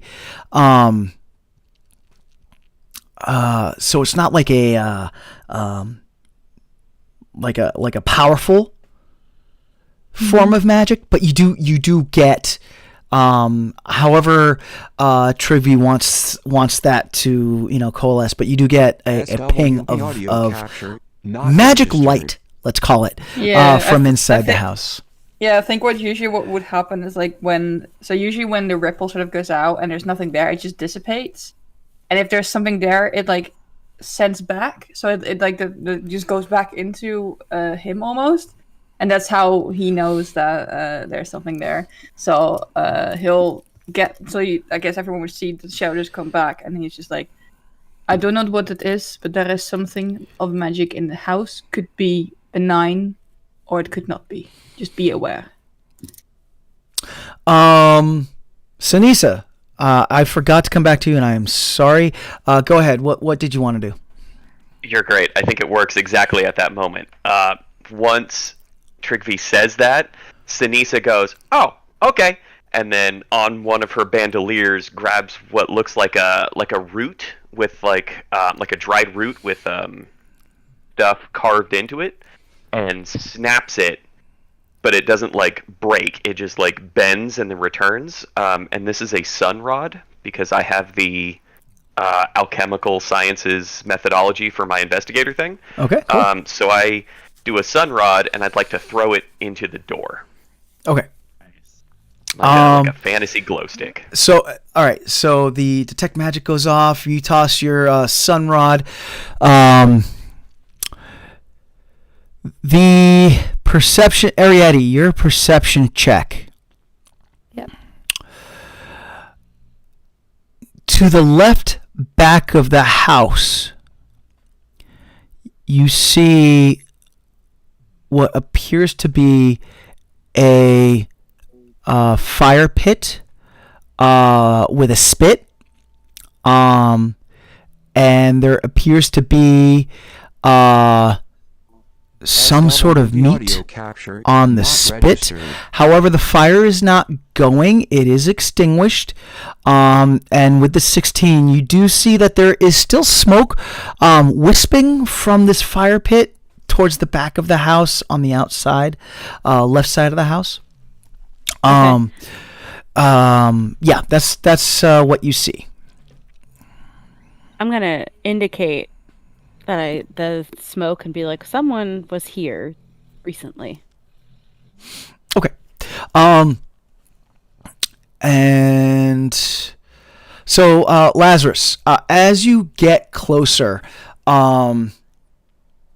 Trygve, you said you wanted to throw the sunrod at the front door?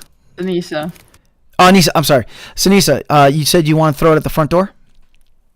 Yeah, at the risk of ruining the dramatic tension, the way it kind of pictured in my head is that there's Lazarus looking like a stoic badass walking forward with, a punching dagger, and then all of a sudden there's just a glow stick that goes right by his ear and then goes right into the doorway. Okay. All right. So just give me a really quick ranged toss check. So I want you to roll your d20, and then you can add for this check, just add your dexterity. Or if you're proficient in and thrown weapons, you can add that bonus.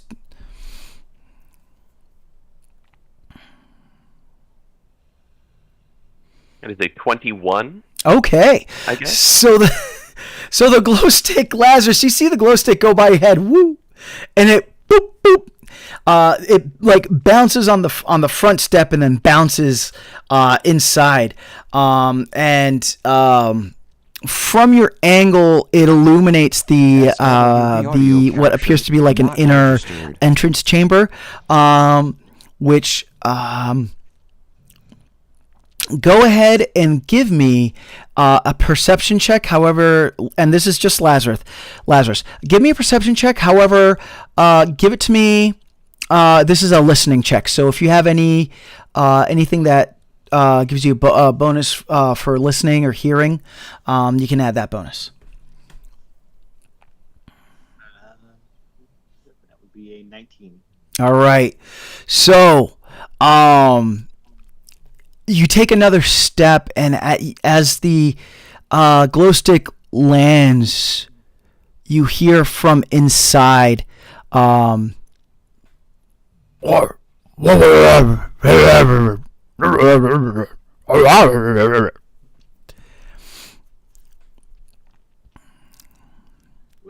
is going to kind of pause and like kind of go down to one knee and kind of like hold up a hand to the group, like there's something in there. Okay, what would everyone like to do?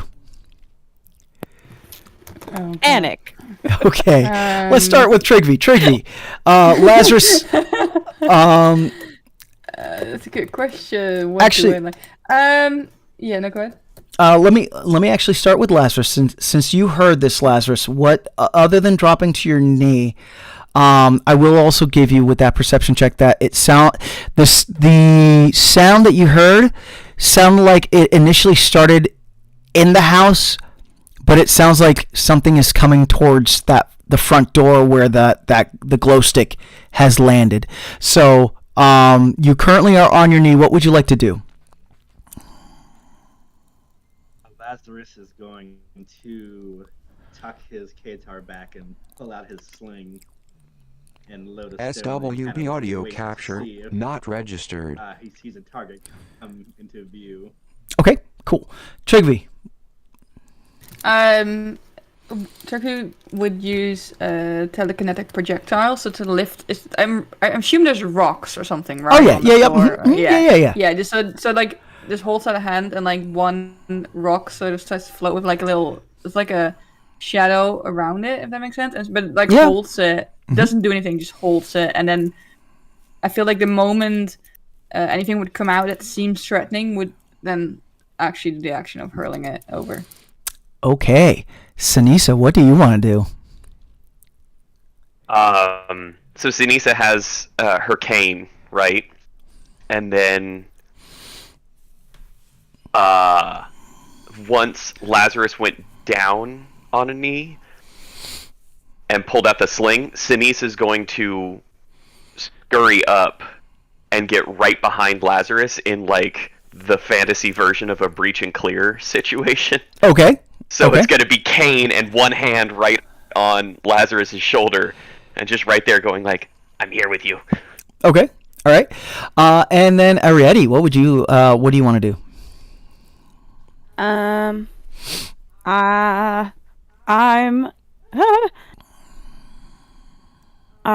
going to come up behind Lazarus. Okay. And I'm going to pull out my halfling slingshot. Okay. Because, oh my god. Right. Okay.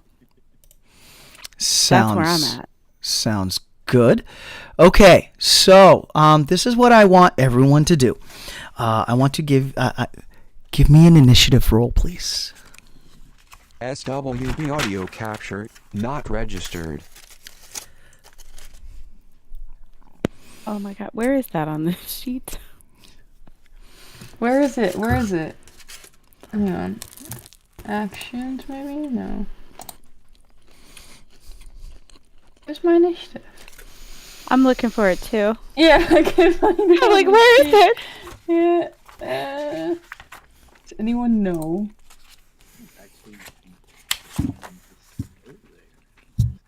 Hang on, I've got speed, perception, and my hit point, mission class, CC.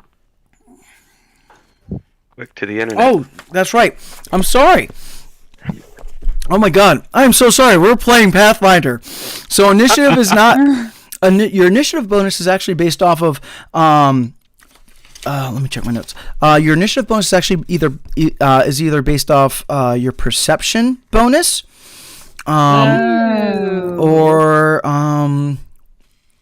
if you have any other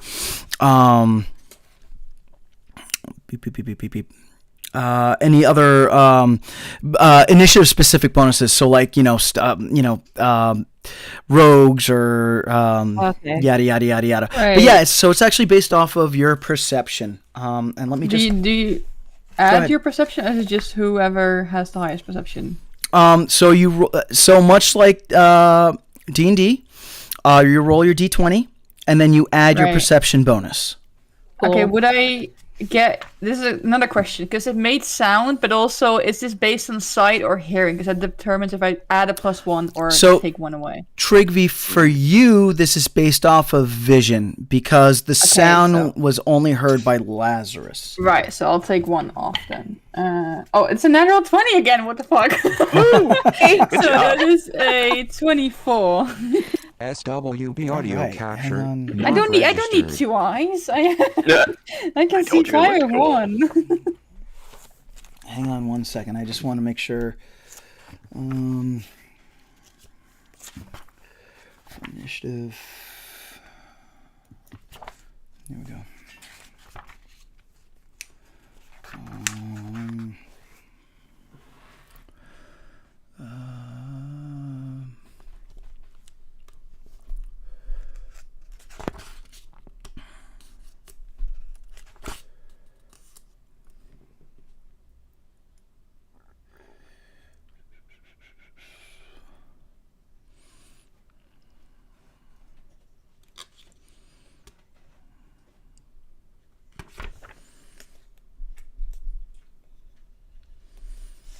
All right, so yeah, so initiative is D20 plus your perception bonus plus any special bonuses, circumstance bonus, and then any gear bonus or whatever the case may be. Okay, so Trygve, you said you got a what? 24. Did anyone get higher than 24? Okay. Arietty, what'd you get? I got a 16. A This six. is cool. I'm so used to rolling like garbage for initiative, and this is not a garbage number. Did anybody get better than a 16? Yes, I did. Okay. I also got a 23. All right. Which one of you has the better perception? I have +4. +8. 'Cause Okay. Being an investigator is like really cool, apparently. Yeah. Wow. All I right. know. Okay. SWB So, here we go. capture, not registered. So you all are there with your various forms of ranged attacks and whatnot ready. As this frumpy looking orc in like hodgepodge armor comes walking to the doorway. Now hold on one second.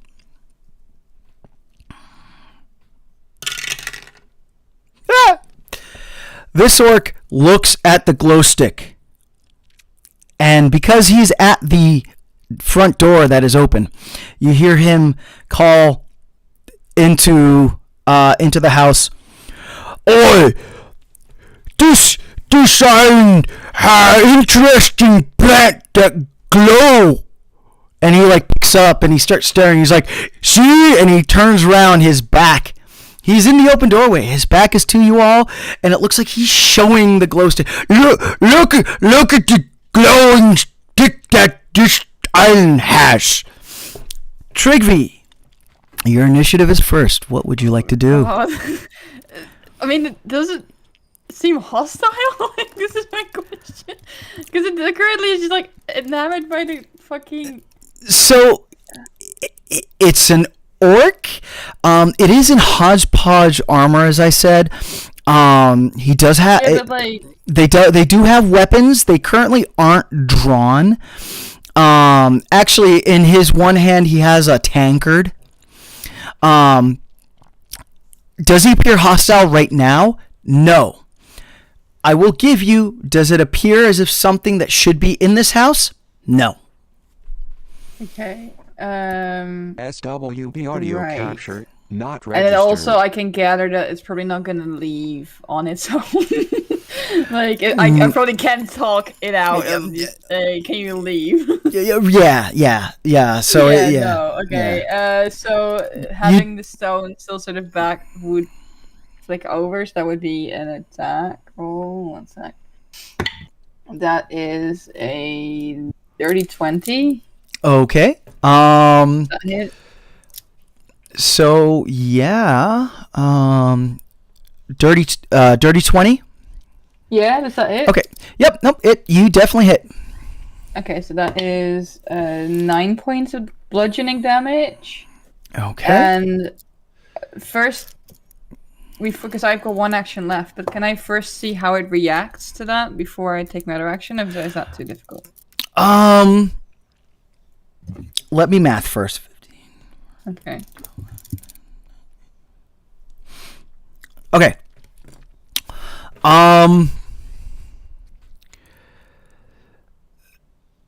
So I will say, you throw your readied rock. It hits the back of the head of the orc. And as a free action, yes, the orc will drop. Will drop the tankard it's holding. I mean, he'll say, "Oh!" Right? Drop the tankard, and you do see their hand reaching for their weapon. Right. So, so that if that helps to inform your Okay.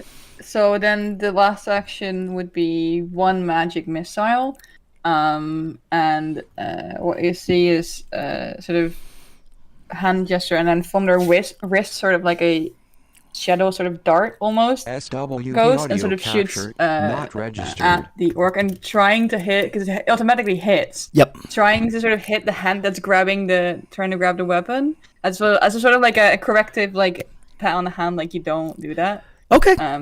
So that would be 1 second. That is 3 points of force damage. 3 points of force damage. Okay.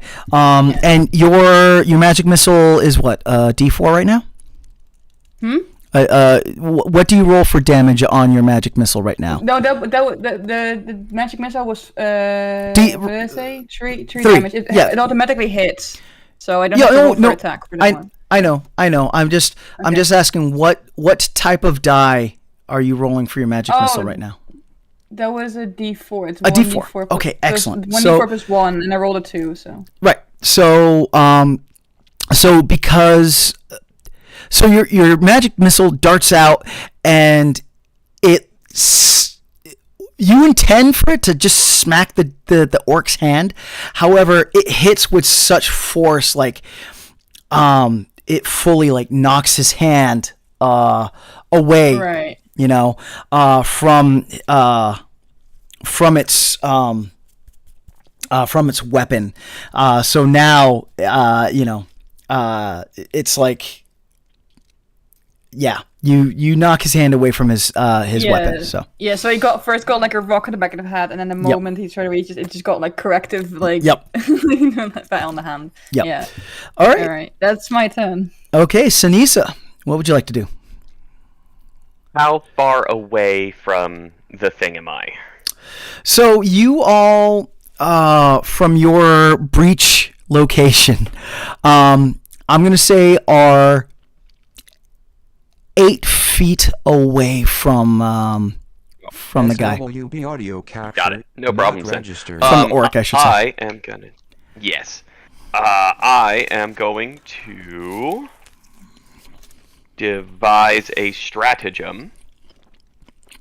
So I assess the foe's weaknesses in combat and use them to formulate a plan of attack against my enemy. Choose a creature I can see and roll a d20. So I'm going to do that. That is an 11.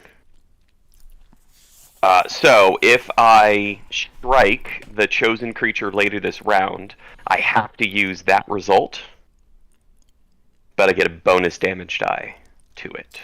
Okay. And I get to use my intelligence modifier instead of my strength or dexterity.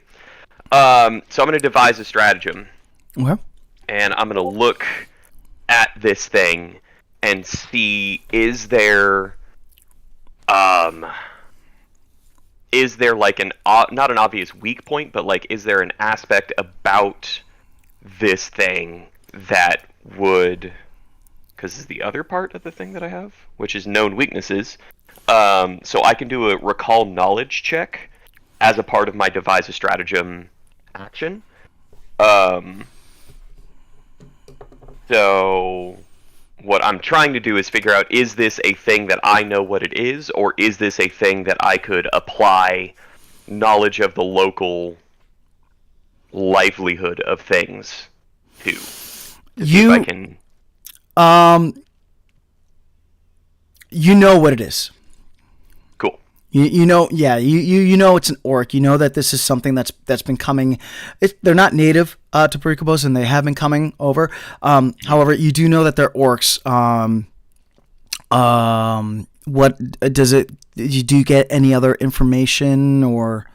I attempt a recall knowledge check as a part of that action. SWB If I critically audio capture, succeed, not I notice a registered. weakness and gain a +1 circumstance bonus to my attack roll from devise the stratagem.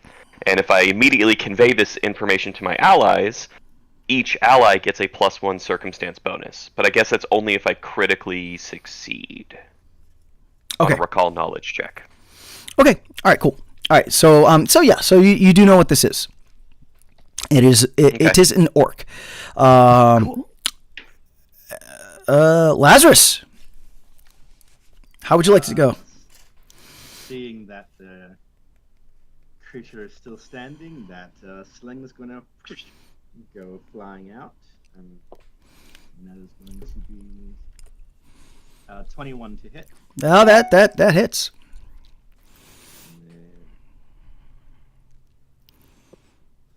That is going to be 2 bludgeoning damage. Okay. All right. That is, I believe, just one action. Yes, that is one action. Okay. And then, to finish up that action, he is going to reach back to touch Senisa's little woody hand, and you're going to see what look like several spectral ghosts kind of like creep out of his fingertips and wrap around you as he casts Forbidding Ward. So you have a +1 status bonus to your AC and savings throw against target enemies' attacks, spells, and other effects. I don't know if it's a free action, but Senisa is going to lean and go, "Oh my god, are you dead too? Are we both dead? This is the coolest thing ever." Thank you. Yes, that is a free action. Arietty, what would you like to do? So let me describe this orc. Okay, so first he got one big rock upside the head. Then he got a magic missile which knocked his hand, which actually almost kind of like half turned him, right? And then he caught another sling to the back of his melon. So right now he's doing that like woo woo, like wobbling, like he's not like he's not doing well at all. All right. Well, he's gonna get another sling. Little rock, just right. Well, hopefully, right. We'll see. So here we go. Yay, 18. That hits. Yay. All right, so that's my halfling sling staff. I rolled like garbage. That's 4. Okay. So, But yeah, so yeah. okay. So your sling, you toss your sling shot at this orc, and it again gets pelted in the head, and like with that pelt, it just woo, poof, and falls face first on the ground. As you all hear from inside the house, "Oi! People tried to take our mark!" And you see more orcs start to take positions in the windows and whatnot. And this is where we will leave the game for today. Ooh. So, in parting, let me start to my right with Anna. Anna, do you have any parting things that you'd like to say? Anything you want to any things you have going on that you want to go into a little further? Yeah, well, so I'm Anna or Riley, whichever you prefer. I use they them pronouns, and I've been playing Trygve today, the Shadow Elf Sorcerer, and you can find me pretty much everywhere at Peculiar Planets. I am on pretty much almost every social media platform there is at this point, including Blue Sky and stuff like that. And usually every Saturday I play Vampire the Masquerade over at the Misadventurers League, where we had an episode yesterday. We're, I think, at the halfway point-ish right now. But everything is on YouTube, so you have time to catch up before next week. It will be very impressive if you can catch up with that many episodes, but just, yeah, if you'd be interested. Other than that, I write comics and tabletop content on my social media, as you can find more about that. And yeah, that's it. Excellent. Vince, you got anything? Yeah. I am Vince. I'm playing Lazarus, the Duskwalker Summoner. I've got you can find me on Crowcat Studios. We paint miniatures and custom terrain pieces for D&D, and then I also am one of the co-owners of Swords and Stories. We are currently in the process of putting together a Christmas Renaissance fair down at the Shops of Dragon Village in New Jersey. So if you find us on Facebook, we will be posting a lot more information very soon as we start to build that. We just got all the plans finalized for that this past week, so it's looking to be a very exciting time. Cool. Nice. Connor, you got anything going? SWB audio capture. Yeah, I'm not Connor. I've been playing registered. Senisa. You can find me over on Vibe Tribe Productions. I am playing Delta, the Reborn Way of Mercy Monk in our Walk Among Gods game. Danny Calaveras in our Dusk Veil, not Duskwalker. That's our Dusk Veil game, which is our Monster of the Week podcast game, and the one I always forget, which is Eric Colmena in our Neon Memories, which is done in the Lighthearted game. Sorry, it's been a busy summer. Yes. You can try and find me on social media. I think I actually gave, maybe my Instagram on this one, but normally I don't do that. But it's fine. It's where I am. I'm never there, so you're fine. And it's been lovely, and thank you very much. All right. Alice, you got anything? So I'm Alice. I've been playing Arietty, the monk, and right now I'm not doing anything super special. Just mostly playing a support role right now as my husband goes out and does super awesome things. So I'm keeping down the fort here, as you will. Which I would argue is the more important part of this whole situation. So, and I'm Adolfo the Nerdy Puerto Rican. I've been your game master for El Juego. I thank you all for coming and watching. And our next episode will be next month after we figure out when it'll be. So, until next time, hablamos luego.